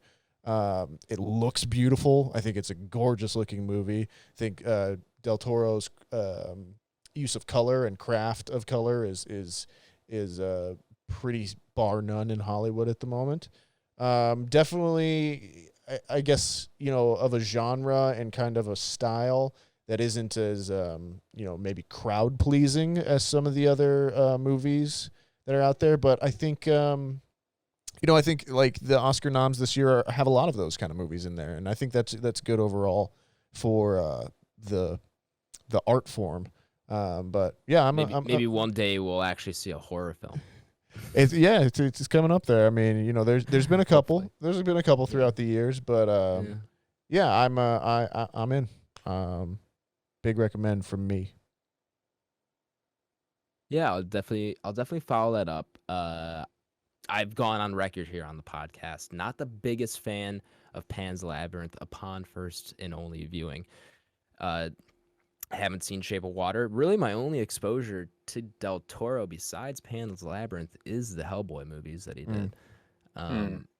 So I'm no nearly as well versed as Nathaniel is. I think few are on Del Toro. Didn't you write your dissertation on him? Part of my dissertation is Part of your focuses dissertation, on him. Yeah. So somewhat of an expert on Del Toro.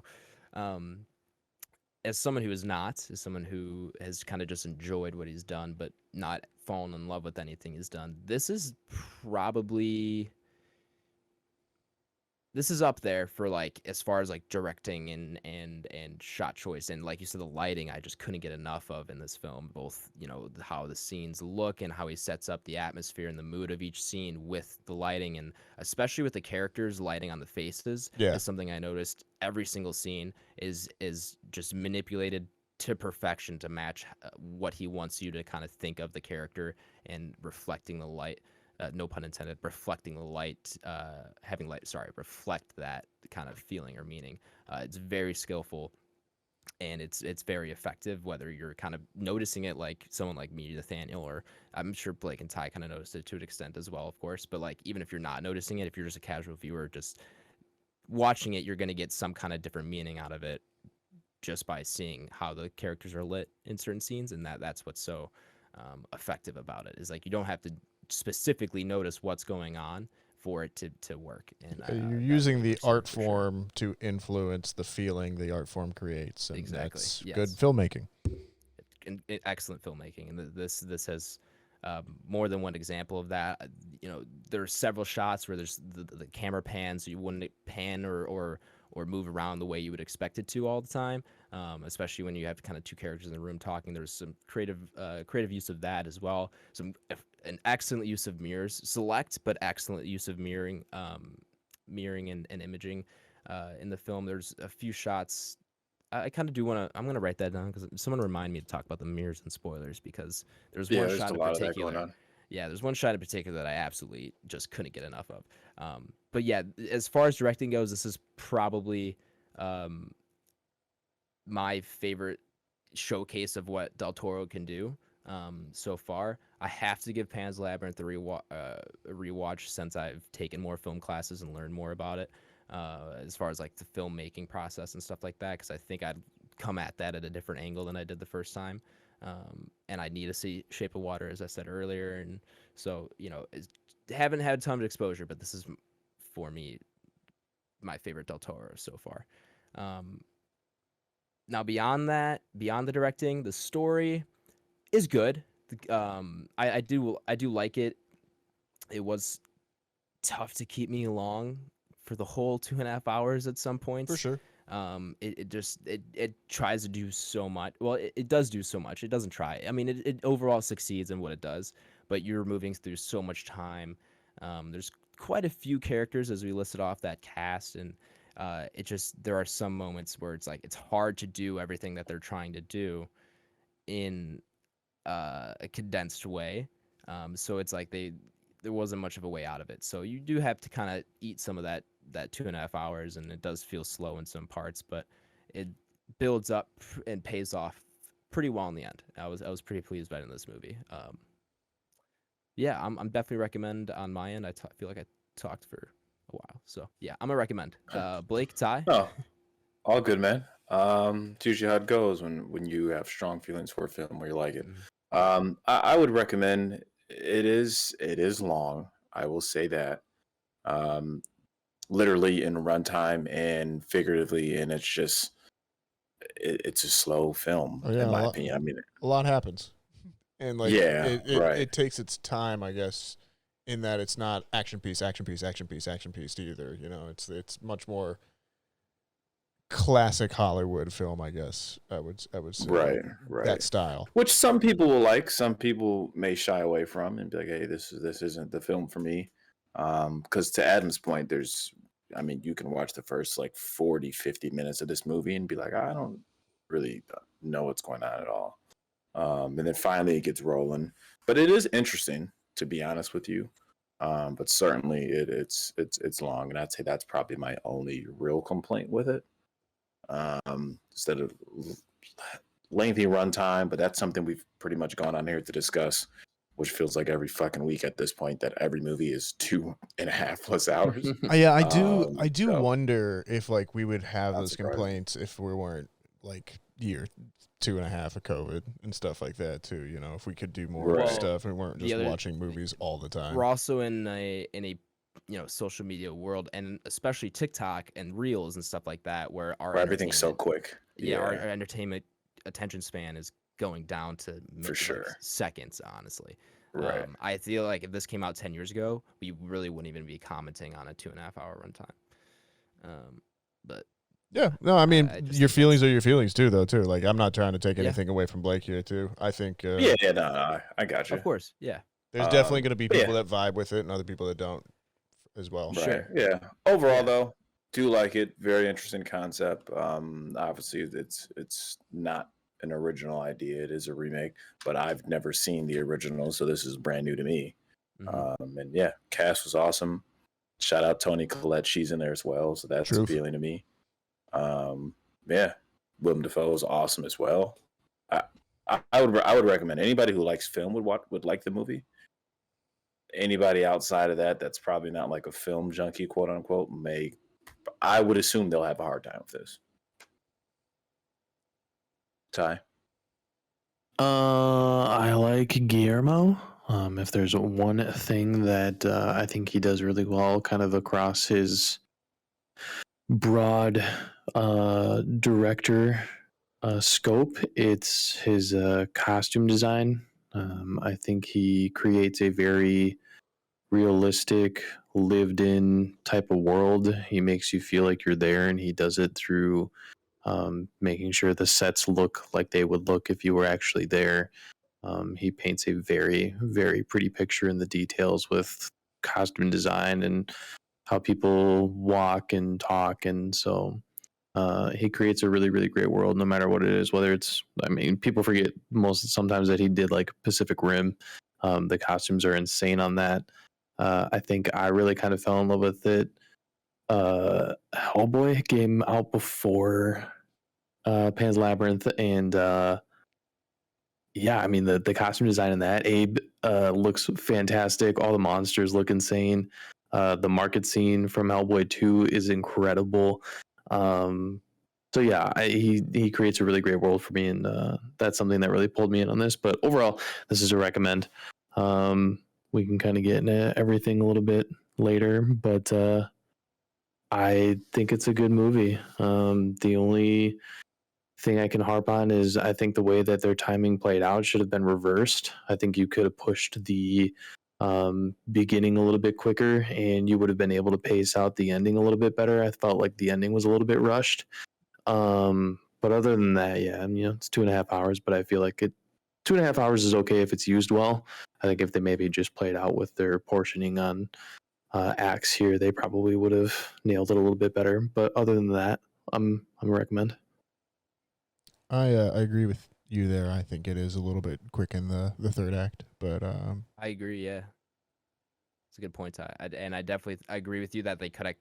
I like how you said portion it out, where maybe you cut down some of that first act wherever you can, and just toss it on over to the third and give it the extra pacing it needs. That's a good observation for sure. All right, well, I think that's gonna be a recommend all around. It sounds like. So we're gonna head on into spoilers here. So if you've not seen Nightmare Alley and do not want it spoiled for you, go ahead and check the episode description where I've left a timestamp you can jump to. We will be taken to our ranking of the movie up upon the entropy list. Spoilers! I'm gonna go get water real quick, just so you guys know. Thanks. shit goes down. Shit goes down, and Tyler goes get some water. That's okay. It's okay. We have plenty to talk about. Now, Nathaniel, really quick, before we get in like too deep into spoilers, I do want to know, this is the one that you walked into. Yes, I was going to bring that up. Right? Yes, yeah. So Yeah. I have an interesting. I need to know where in this movie. I was thinking about it halfway through. I was like, I wonder where in this movie Nathaniel walked in and how confused I would have been. It was right before Pete's death. So like Okay. Yeah. Okay. So it was basically like Stanton is at the carnival. He's there working. It was the simultaneously the end of the scene where he like tricks the cops into like that, and then Pete dying, and then it was basically the back half of the movie from there. So like I had enough context to be like, okay, Sure. he's like moved in with these guys. He's gotten the lessons from Pete. And now he's moving on and leaving these people behind and everything. But yeah, I was like, what the fuck? They moved through a lot in 10 minutes. And then I slowly pieced it together that we were in much further into the movie than I thought we were. But so then I got to go back and see the start of this movie, which I enjoyed quite a bit. So I feel like I did have some, even a little bit more confusion than you guys did in some ways. But Sure. For those of you who aren't sure what we're referencing, Nathaniel saw this movie in theaters maybe a month or two ago. Yeah. With a friend and booked his ticket for the wrong day and walked in to the showing on the wrong day, like 30 minutes into this movie, and didn't realize that he was doing it and was just very confused for the most part. Yeah, I was the same theater, same time frame, and like even the same like rows or whatever, and I got it for 3:40, or it was supposed to be 3:40 that day, the day before, and I got there at 4:30 that day. And they let me in So anyways. after trailers and everything, you were like 25, 30 minutes in. Right, yeah, I was like, sure, I'll be fine, but yeah, it was a little goofy, but I still liked it. Anyway, yeah. Let's actually talk about the movie. Yeah, and like I guess like to your guys' points earlier about like the the movie for the first 30, 40 minutes you're not really enjoying it. I think like for me, I like that because I've just seen so many movies now where it's like I've gotten used to it being so hand-holdy. I like that this movie it just plops you in there and you're just like it just goes, I think for me that's a little bit different too, but I can definitely, and I felt the length on this one too. I won't deny that in any way. as well. I felt the length on this one overall, but yeah, I think that was just kind of my counterpoint to that. But let's talk about the story overall. Let's talk more about what happens. Yeah. This is a long one. Yeah, I mean, Bradley Cooper character goes through a lot of shit. As we say, shit goes down. Shit goes down. You know, It's kind of how hard did to you pick a guys? spot to like start talking about Yeah, I this. know. There's so I'm much like going on. struggling to think. Well, okay, so he goes and learns his carny skills, and as we've kind of talked about, Yeah. he comes across the William Dafoe's character, who is the head of the carny. There's the geek that he comes across, who's the guy that's contracted basically to kill chickens and be terrifying. Yep. Comes full circle. Yep. He picks up his skills from Xena and Pete, and then after Pete's death, moves out with Molly, the electric girl, makes a go of it, and learns quickly why you don't reveal the trick when he gets kind of involved with, or why you should reveal the trick. What happens when you don't reveal the trick? When he gets involved with some nasty people who wanna actually hurt him and possibly those he cares about. Then he loses it all and ends up back where he started with the geekdom. I did love that ending. Liked I it. thought that was I thought that was such a great way to end it, where he doesn't die, which is kind of what's like foreshadowed in earlier with the tarot cards. What you're kind of expecting from that point on. But essentially he is dead. Like he's given up. Like he's gone to the place where he kind of looked down upon. Like he couldn't believe someone would do that. Essentially, when you see him at the beginning of the movie, and then he would goes hardly full even circle drink to it. alcohol in the beginning. Or Mhm. maybe he didn't drink at all. he didn't. Yeah, he If I did. remember correctly. Yeah. So. Yeah, full circle turn on that. How did you guys feel about the symbolism of like that baby in the jar Enoch. with like the third eye? Yeah. Yuck. Yeah. That was cool. Then obviously anytime he's doing his best psychic impressions, things of that nature, he has like the headband thing with the third eye on it. For sure. And yeah, whenever he's being kind of shady, Enoch's obviously watching him around. Yeah. Mhm. Enoch is always watching. Yeah, I mean, that's very Del Toro. That's very Right. up his alley and his kind of love for monsters and the macabre. But yeah, I mean, it's an effective set piece. It's stuff. To kind of go a little bit into what I talked about in my writing, I focused a lot on what Del Toro is always putting on screen, kind of referencing what Tyler and Adam were talking about with, setting up characterization with lighting, having those symbols like Enoch in the background, representing the audience, representing, this other viewer of the scenes throughout there, and just how he links so much together throughout the film. You see arcs that start at the beginning picked up, visually throughout the film with like the red balloon and all these kind of stuff. They all have these visual conclusions. There's the writing conclusions of the, of Stanton and how he ends with the, becoming the geek and everything. And those are just the things that I look for and what I feel he does so much better and what makes him unique in those ways. And yeah. Yeah, no, I definitely agree. This movie, as long as it was, and like, it's kind of like, as we keep saying, it covers a lot. It did feel pretty compact in like what we're presented with, and Sure. and pretty well tied together between all these different like you said, threads and themes that are fairly continuous throughout the movie.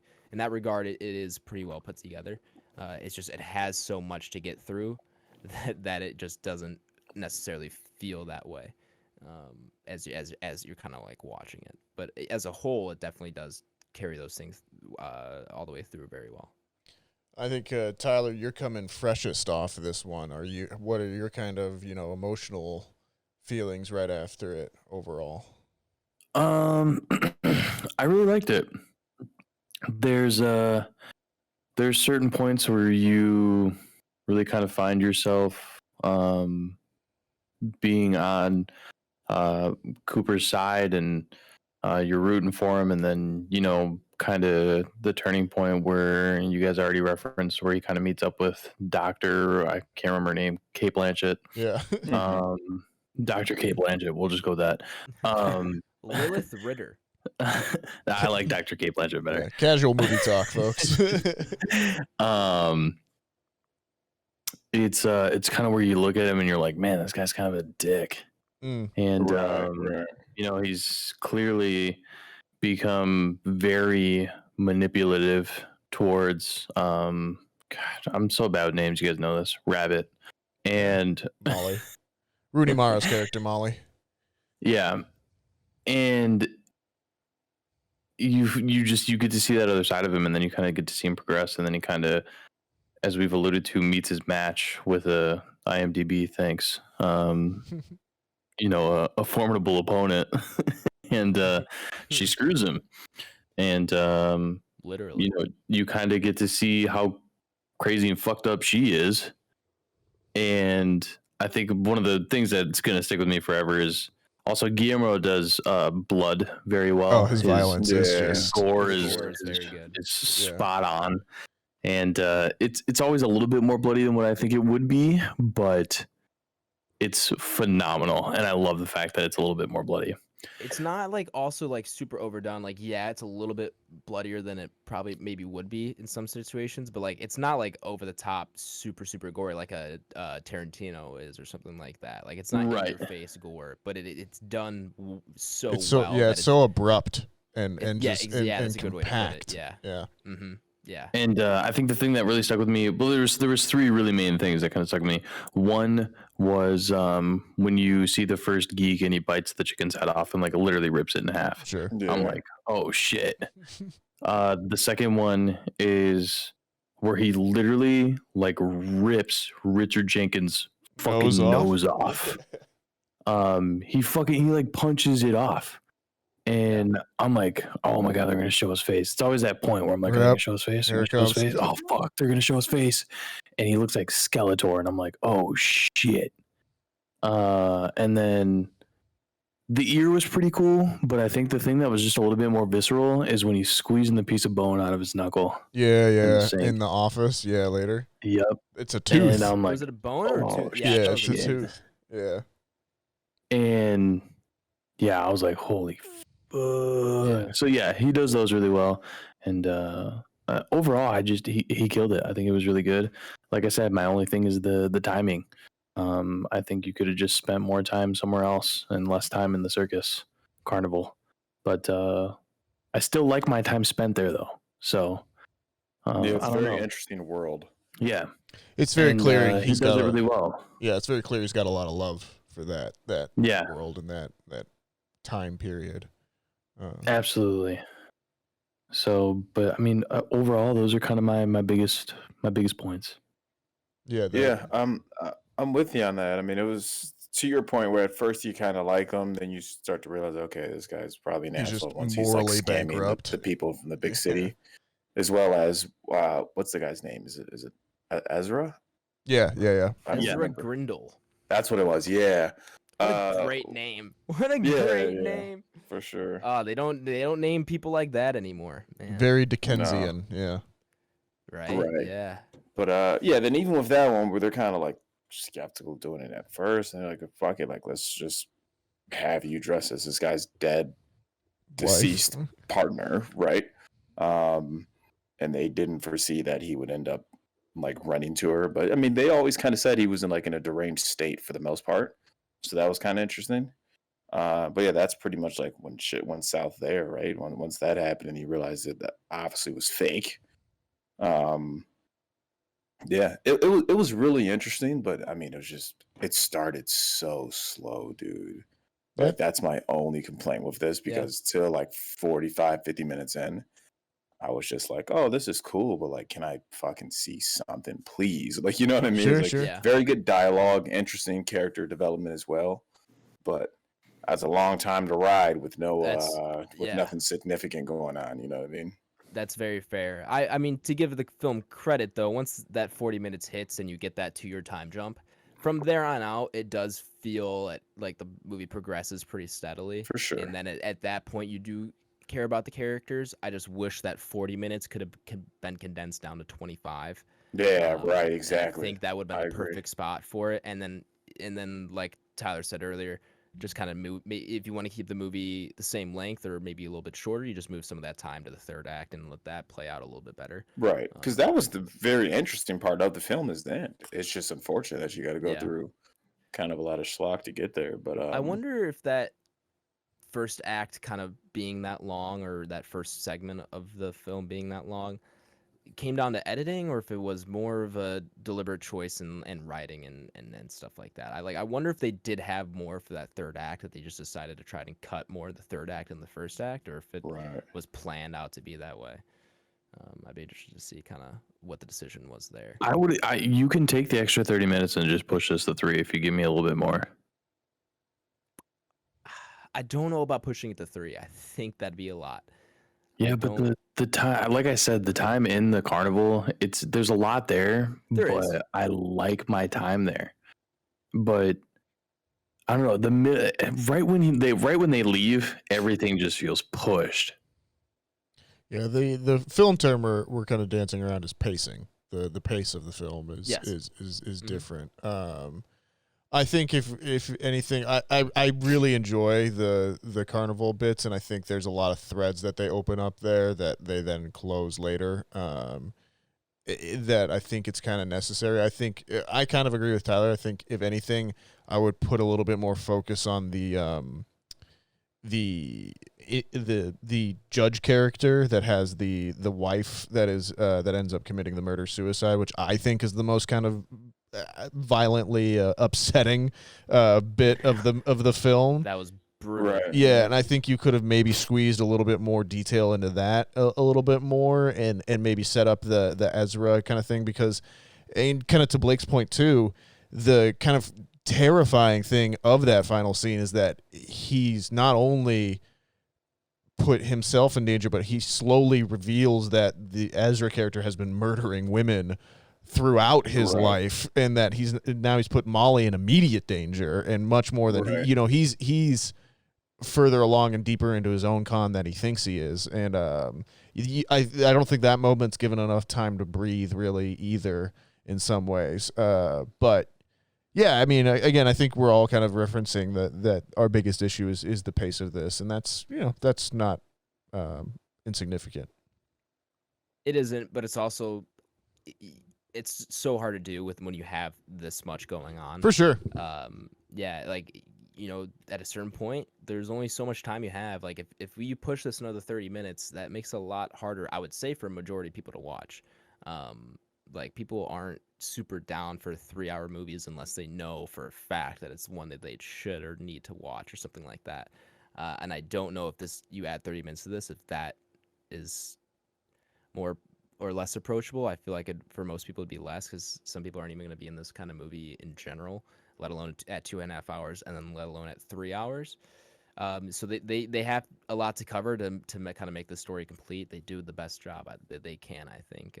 It just would have been a few tweaks here and there that could have made it more efficient in its pacing, but they still do overall a pretty good job. I'm not like upset with it. It's not like there's one part of the movie that I feel like should have been cut entirely or should have been just cut down to like certain smaller clips or whatever it is. Like, for the most part, they do a decent job. They're just smaller things here. Still shorter than Eternals. that is true. Wow, that's crazy. That movie sucks too, by the way. Well. Say that. Okay. And Wonder Woman 2, I think, as well. So, like, dog that shit. goes without saying. Yeah, that movie is. No, I think it's shorter than that. It was my point there, but yeah. Anyways, mirrors. I'm gonna I reminded myself this. Hey, Adam, talk about mirrors. Yeah, talk about some thanks, mirrors, Ty, I really Adam. appreciate it. You guys are the best co-hosts ever. You really got my back. Thank you so much. Mirrors. There's that one shot where it's Cooper and Mara, and he comes over her shoulder and looks at, and they're looking straight ahead in the mirror, and then you have that little makeup side circle mirror. Yeah, I just got it from the other angle. How I was looking, you're looking. It's obviously that's one of those things that is very intentional to have that set up and framed that way. And I don't know if I really was wondering how they did it, if that was a genuine shot or if they somehow CGI'd the second mirror piece in. And I don't think that's what they did. I think it was genuine. But you look at them looking at the big mirror where they're looking at, Yeah. and both their expressions are kind of aligned and fairly neutral. But then you looked at the side mirror and with the same expression, just that different angle. However Bradley Cooper framed that side of his face, you could tell his more sinister and selfish intentions in that shot. But then also how, because what he's saying in that scene is how he's kind of reaffirming Molly's, kind of their relationship, almost their dynamic, whatever it is. Yeah. He's kind of reaffirming that, and you could see how much joy it brought Molly in that smaller one, but then you could see how ill-intentioned he was in that smaller one. But then you look at the main one, you go back to the main one, and they're both still kind of on the same page. I don't know how they did it. That was one of the most incredible shots I've seen, because I at least to me, I don't know, I could be reading that into that too much. Maybe someone else gets a different interpretation of that. But when I saw that, I kept going back and forth between those two viewpoints in the mirrors. That's how are they doing this where I get one version in one shot or in one mirror and just a completely different other look in the other? That was masterful to me. Nathaniel or anybody else, I don't know if you guys caught that the same way I did, but that's kind of what I saw there in that scene. No, yeah, I think that's kind of exactly what I was talking about when I was referencing earlier.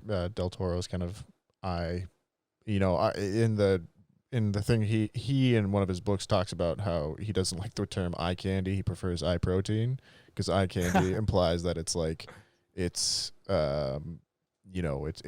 not nourishing. You're not getting anything from it, where eye protein has all this other information in it. And he actually says you need both, but Of course. Yeah, it's just that in this movie. Yeah, exactly. He always kind of goes that extra level to include the scene in his shots and the shots in his storytelling as well. There's something I wanted to go off of that as well. One last thing that I wanted to say too. Crap. It'll come back to me at some point. Mirrors. We were talking about mirrors. Protein. High protein. Candy. Yes. That too. Wonder Woman 2. Yeah, 1984. No, it wasn't that. It was something else. I remember.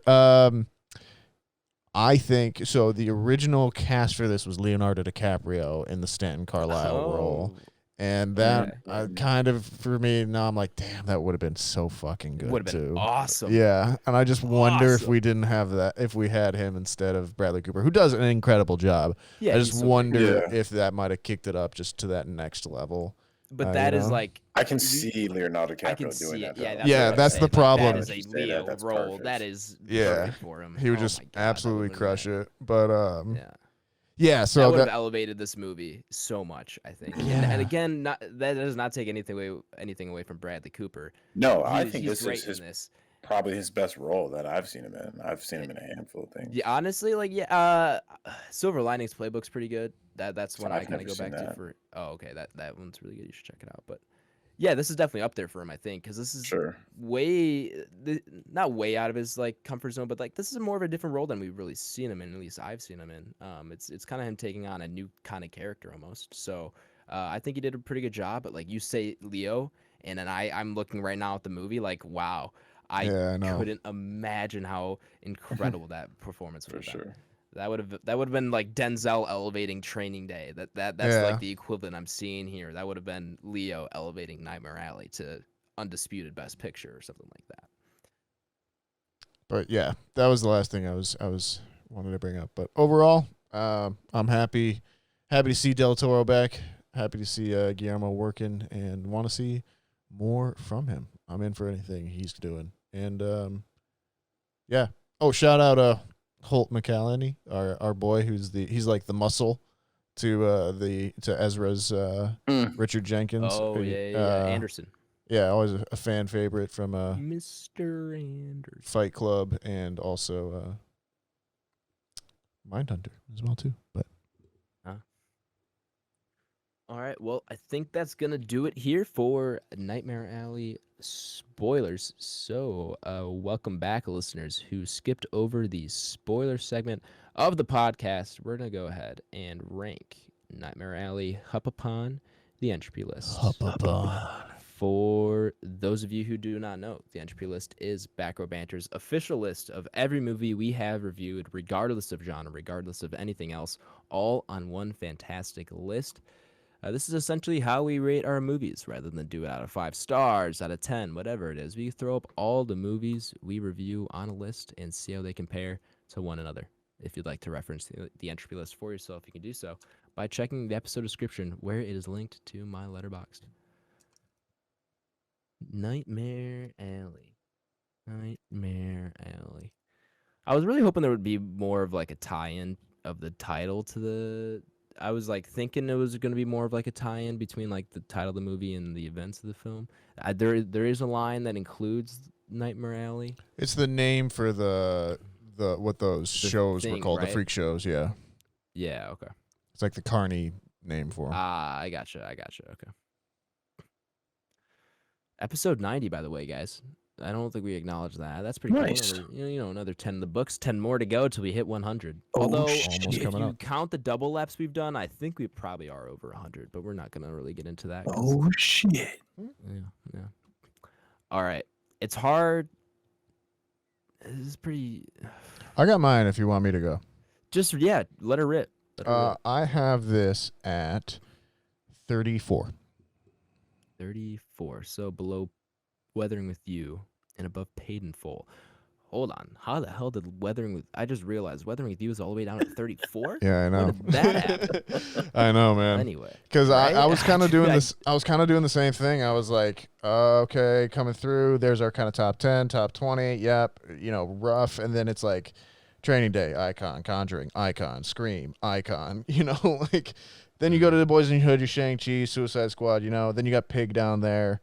And then, as much as I like this movie, it's not, it's a really, really good one, but it's not that, doesn't have that signature bite yet. It's not quite up there. Yeah. So I'm kind of into that. Dr. Sleep, and then I saw Weathering with You, and I was like, damn, that's right there for me. But then Paid in Full, District 9, Frozen 2. The only other one that was really kind of throwing me off was Malignant, because I do, really enjoy that movie. But, I think 34 is where I got this for me. Fair enough. Yeah, you mentioned Malignant, and that's what I'm looking at here is man, I loved that movie. I know Blake did too. So I think I might just have to put it right below Malignant as kind of like my barrier for this one. So at 38, below Malignant and above Soul. Which I feel good about, because you hit it right on the head, Nathaniel, where it's like this movie doesn't have that X factor or that that niche. It hasn't really sunk its claws into me. Just there are so many like good masterful things about a performance here, performance there, or directing here, cinematography there. But it's like when you put it together, the story just doesn't, with those aspects, it just doesn't sink into me as much as I'd want it to. So I think for that reason, it's going to be a little bit lower than I would have hoped it was. So 38, I think it's going to be the one for me. Blake, Tyler? I also had mine at 34. Boom. All right. I think that's 2 weeks in a row that we've been like mind spot meld. Yep. It's the old roommate thing. Just that bond never dies. Rob's probably sitting right now and like, just screaming. Actually, you know what? Rob doesn't even listen to the podcast. Ryan's probably sitting there right now saying, I was thinking the same thing. Foley. Shout out Ryan. Foley was there with us. I'm Ryan Foley. All right, Blake, where you got it at, man? Close in the same ballpark you guys are, but to be honest, I think I'm gonna put it behind Last Night in Soho. I think I like that film a little bit more than this. Kind of similar vibes, not really, but that's about as close as I can get onto the Entropy list. And I think I lean towards Last Night in Soho a little bit more. Yeah. And plus, like, the movies right above Last Night is in Soho is A Quiet Place, and then Soul, and then I love Soul too. Soul's another one that Soul's I great, just quietly and then A thoroughly Quiet Place, like, regardless of the sequel, like A Quiet Place on its own is still a good movie, but then when you factor in that like theater experience part of it too, also very good. Right. So Yeah. 41 and then is your ranking, right below Last Night Soho and above Halloween 2018. Yeah. Totaling that out, we have a combined score of 36.75. So that will be tie-breaking Frozen 2 for the 36 spot. Interesting. Let me check that IMDb rating here, guys. Pause for station identification. Pause here for station identification. You're listening to KYOT, the Coyote Smooth Jazz. Well, we hope you enjoyed that intermission here, guys. As we said earlier, Nightmare Alley coming in at a hot 7.2 out of 10, and Frozen 2, a fan favorite of many people, but especially Tyler Dallas, comes in at 6.8. So Nightmare Alley takes the ranking and the spot away from Frozen 2, knocking that Bullshit. down a notch. Yeah, I wouldn't have guessed Frozen 2 would be that low. That's actually like Right? awfully low, to be Right? honest. I thought so too. 6.8, it's still okay. It's still Did like I good say for 34? IMDb. I meant 30. I meant like 30. Yeah, 30. Okay. Yeah. Yikes. Yeah, so Nightmare Alley will be ranked here as soon as I can scroll up the list. 36, right below District 9, and above Frozen 2. What? I'm sorry. I'm looking at the list. You're correct. Your math is correct. I'm looking at the list and I'm seeing Eternals at 49 and Black Widow at 50. That's a fucking crime. But those movies are that high, dude. That's insane. All right, well, Blake hasn't looked at the list in a while. Yeah, I'm sorry. That just really caught my eye. That's nuts, dude. But yeah, continue. Little peek behind the curtain there, folks. Yeah, right. All right, so Nightmare Alley right at there at 36. Yeah, that's it for the review segment here. Our next review is going to be Uncharted, the new movie coming to theaters Should be only. interesting. Yeah, I really don't know what to expect. I don't really care Neither to do watch I. it, but this could go in. It can be super fucking fun. I could see this landing in any number of places, from best video Right. game movie adaptation For sure. Yeah, right. You can very know, well walk in to and see Tomb something like Raider that. 2016 or whenever that movie was, to like Yeah. Mortal Kombat. Like Right. it could be anywhere. So I have mixed expectations, I guess is the term for that. But I do enjoy Tom Holland and I do enjoy Mark Wahlberg. So hopefully they bring something for me. Yeah. All right. Well, yeah, check out Uncharted and check out our review of that next week. Nathaniel, do we have a 5-star review to check out? We certainly do have a 5-star review. The way this works, folks, is if you are a listener to the podcast, please review us in the podcast app. Generally on Apple Podcasts is where it works and helps us the most. I read out 5-star reviews here on the podcast. You can be nice, you can be mean, you can be funny. Just don't be evil.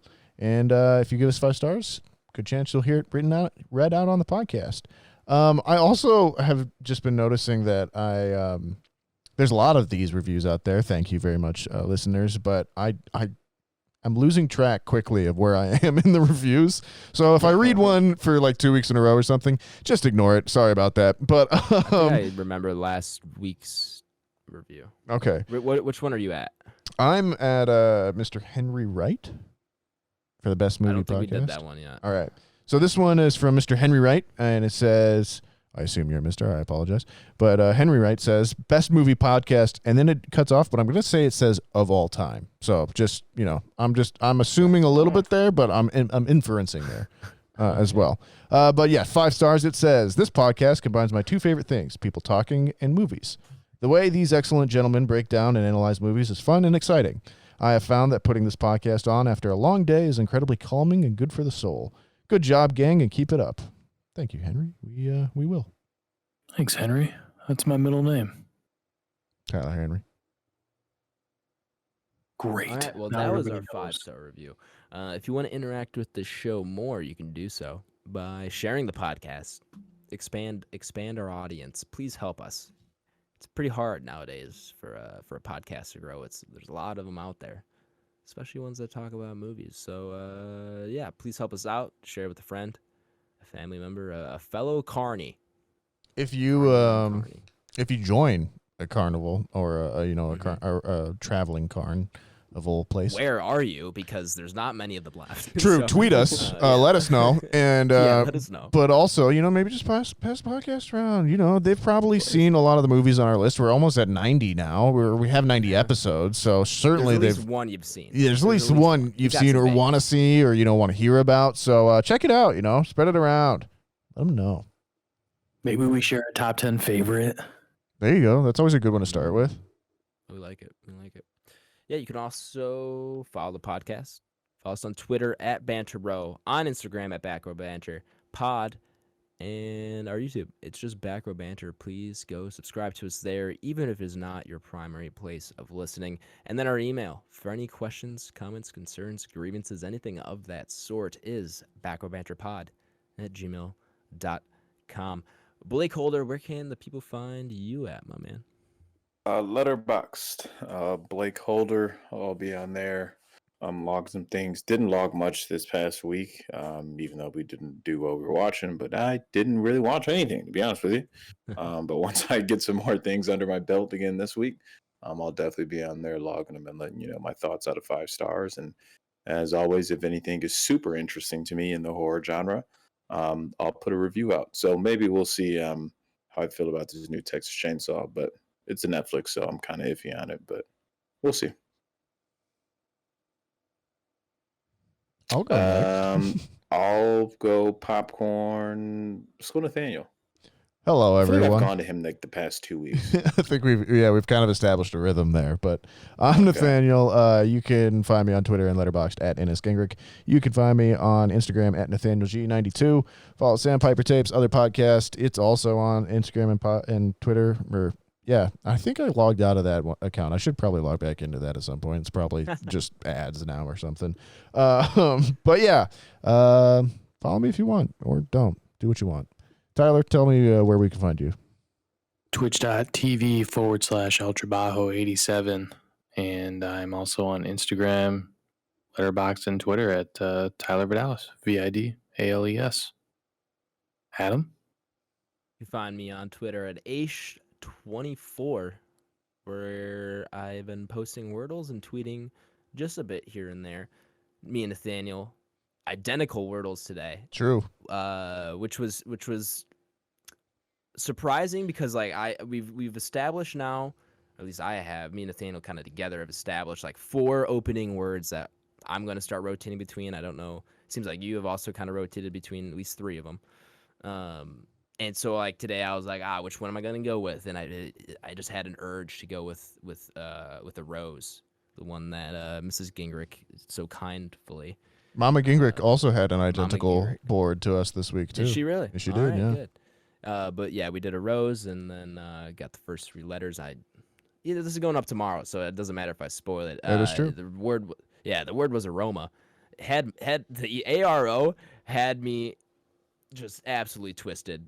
I was so confused. Couldn't figure it out. I was at the gym like, ARO, what the hell? A rock. I was like looking at the last vowels that I had left. I think it was like U and I and Y, and I was like, a ril. I was like, man. And then I was like, there's probably just a second A, and then that was all I needed. So there you go. that was a fun experience. But yeah, check out my Twitter, and you can check out my Wordles. Also check out my Twitch, twitch.tv/Aish.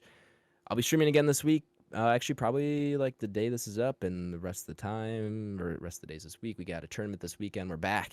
The little break is over. So we'll be back this weekend with another tournament as well. And then follow me on Letterboxd. It's just at Aish. I think that's going to do it here for episode 90. Thank you all for listening. Again, especially if you made it this far, I do really, really appreciate it. I know we all really appreciate it if you listen all the way through our episodes like this. That's awesome and means a lot. So thank you for tuning in. And join us next week for our review of Uncharted. We'll BRB.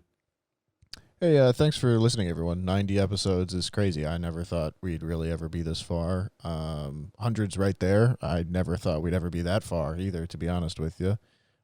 So yeah, and the fact that you guys just do tune in and listen each week, that's awesome. And if you do make it this far, you're my favorite. Yes, you listening right now. And be excellent to each other, and we will BRB.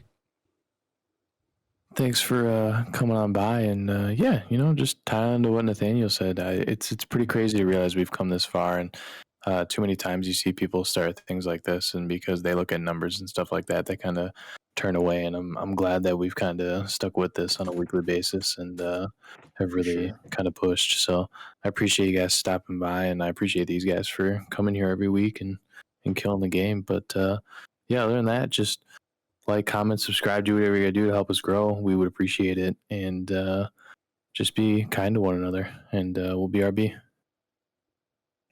Thanks for listening. Thanks for the support as always. As I keep saying, right? I mean, if you do at least one thing you love every day, then you're living the right way. And take care of your mental health. So that's all I got. We'll BRB.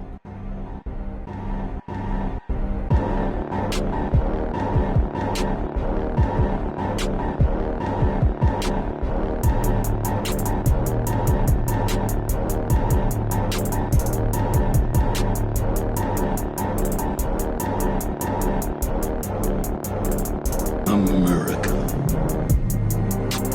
Ready for another lesson. What'd you guys think of the game?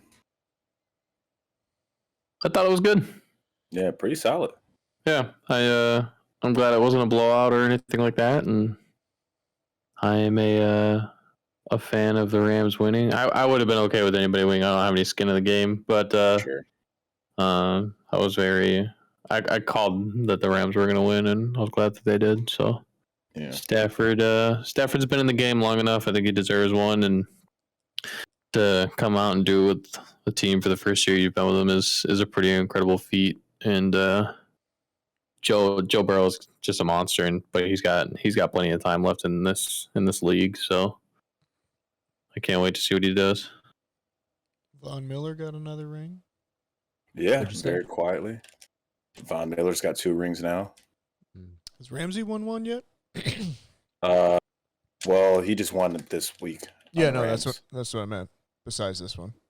No, he was close on the Jaguars in 2017 when they just had like a really random good year for like a shitty team, Right. kind of like the Bengals today or this year. Is Cam Newton the quarterback for that team? No, that was the Panthers. No, that was Blake Bortles. Ah, yeah, that's right. That's how you know it was random. Dude. Yeah. Was that one where just like the Patriots stomped them or something like that? Yeah, they end up losing. Yeah, to the they Patriots. they got. I remember they got crushed. I'll never forget my roommate in college, Joe. Joe, if you're listening, what's up? Congrats on the upcoming kid, you little psychopath. Oh God. He's diehard Broncos fan, like to the bone, loves the Broncos. Okay. And so they went twice while I was in college.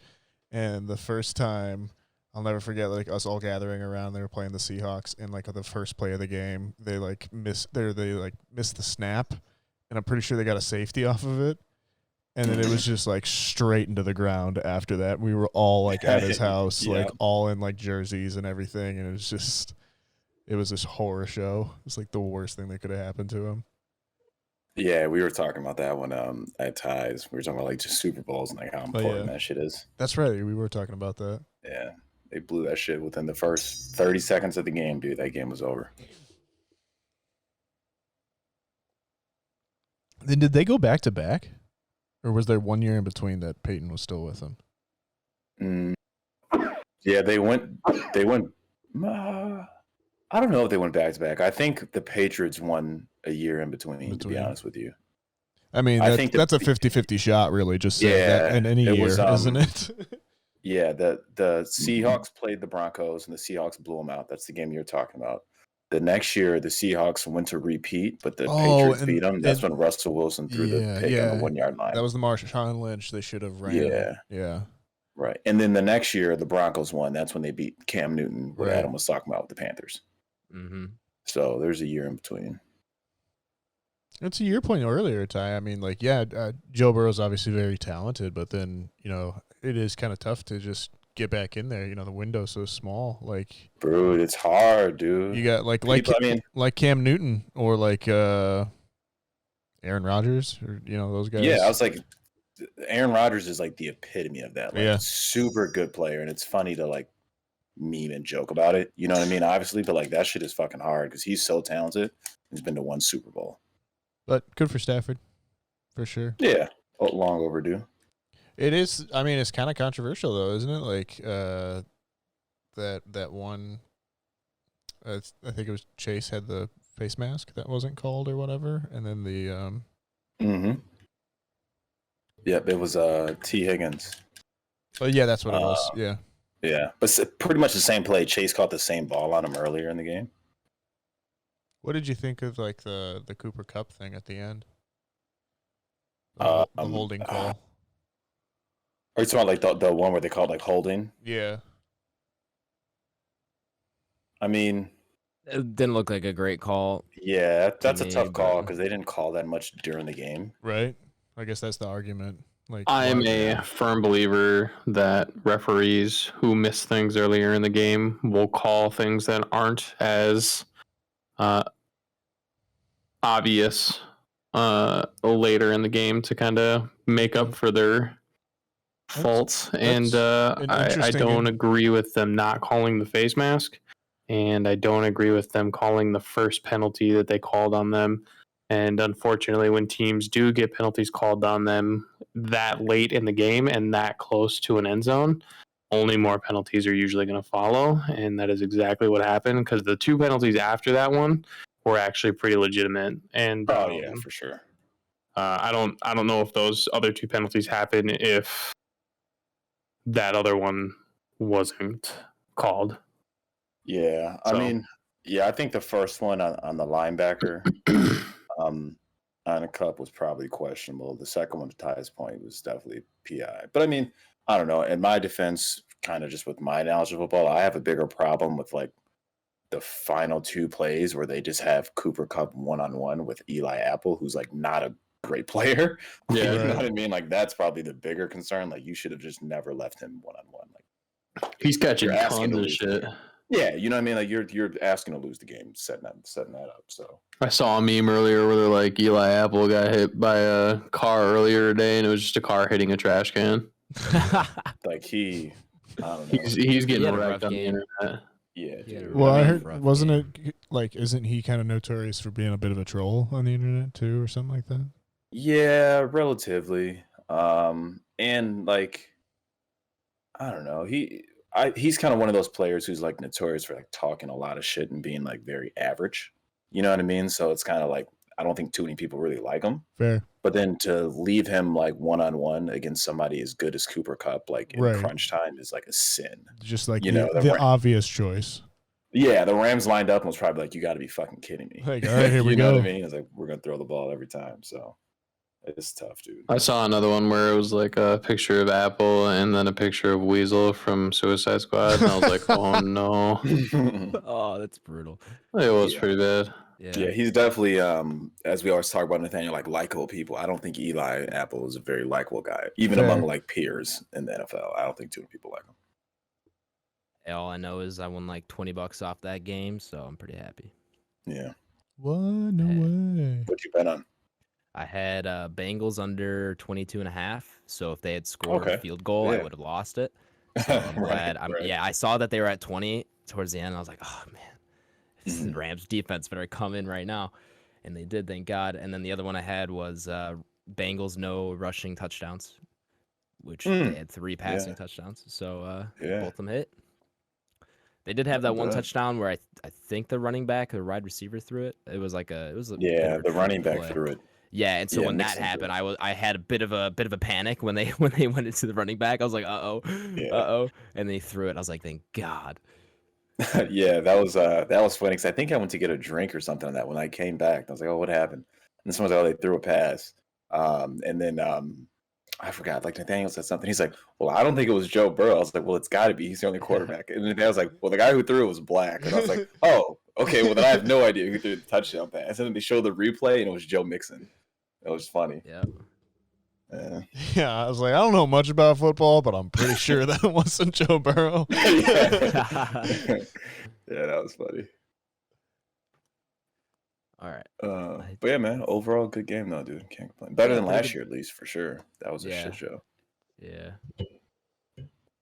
Yeah, I couldn't complain with this year's game. The Super Bowl halftime show. Oh, that was No. dope. Pretty No, cool. that was great. That Yeah, was really good. Could have been longer. I agree. Did feel a little short.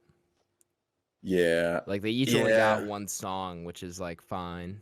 Which is tough, yeah. But then, like, I was I really agree expecting too. Eminem to do another song, and he just did "Lose Yourself," and it was only like half of "Lose Yourself," so I was a little disappointed. He doesn't I'm have with you guys too. I wish it would have been a tad bit longer, but I think that's just us being accustomed to concerts. Like you have to realize, like this is Oh, actually yeah. halftime of a This sporting is like event. 20. Yeah, your Yeah, 20 like, minute intermission. Yeah. Yeah, right. So, but And overall, they gotta get that shit off the field immediately. yeah, you know what I Like, mean. So there's man, a lot of shit flying into that, but I definitely a super good halftime show. Yeah.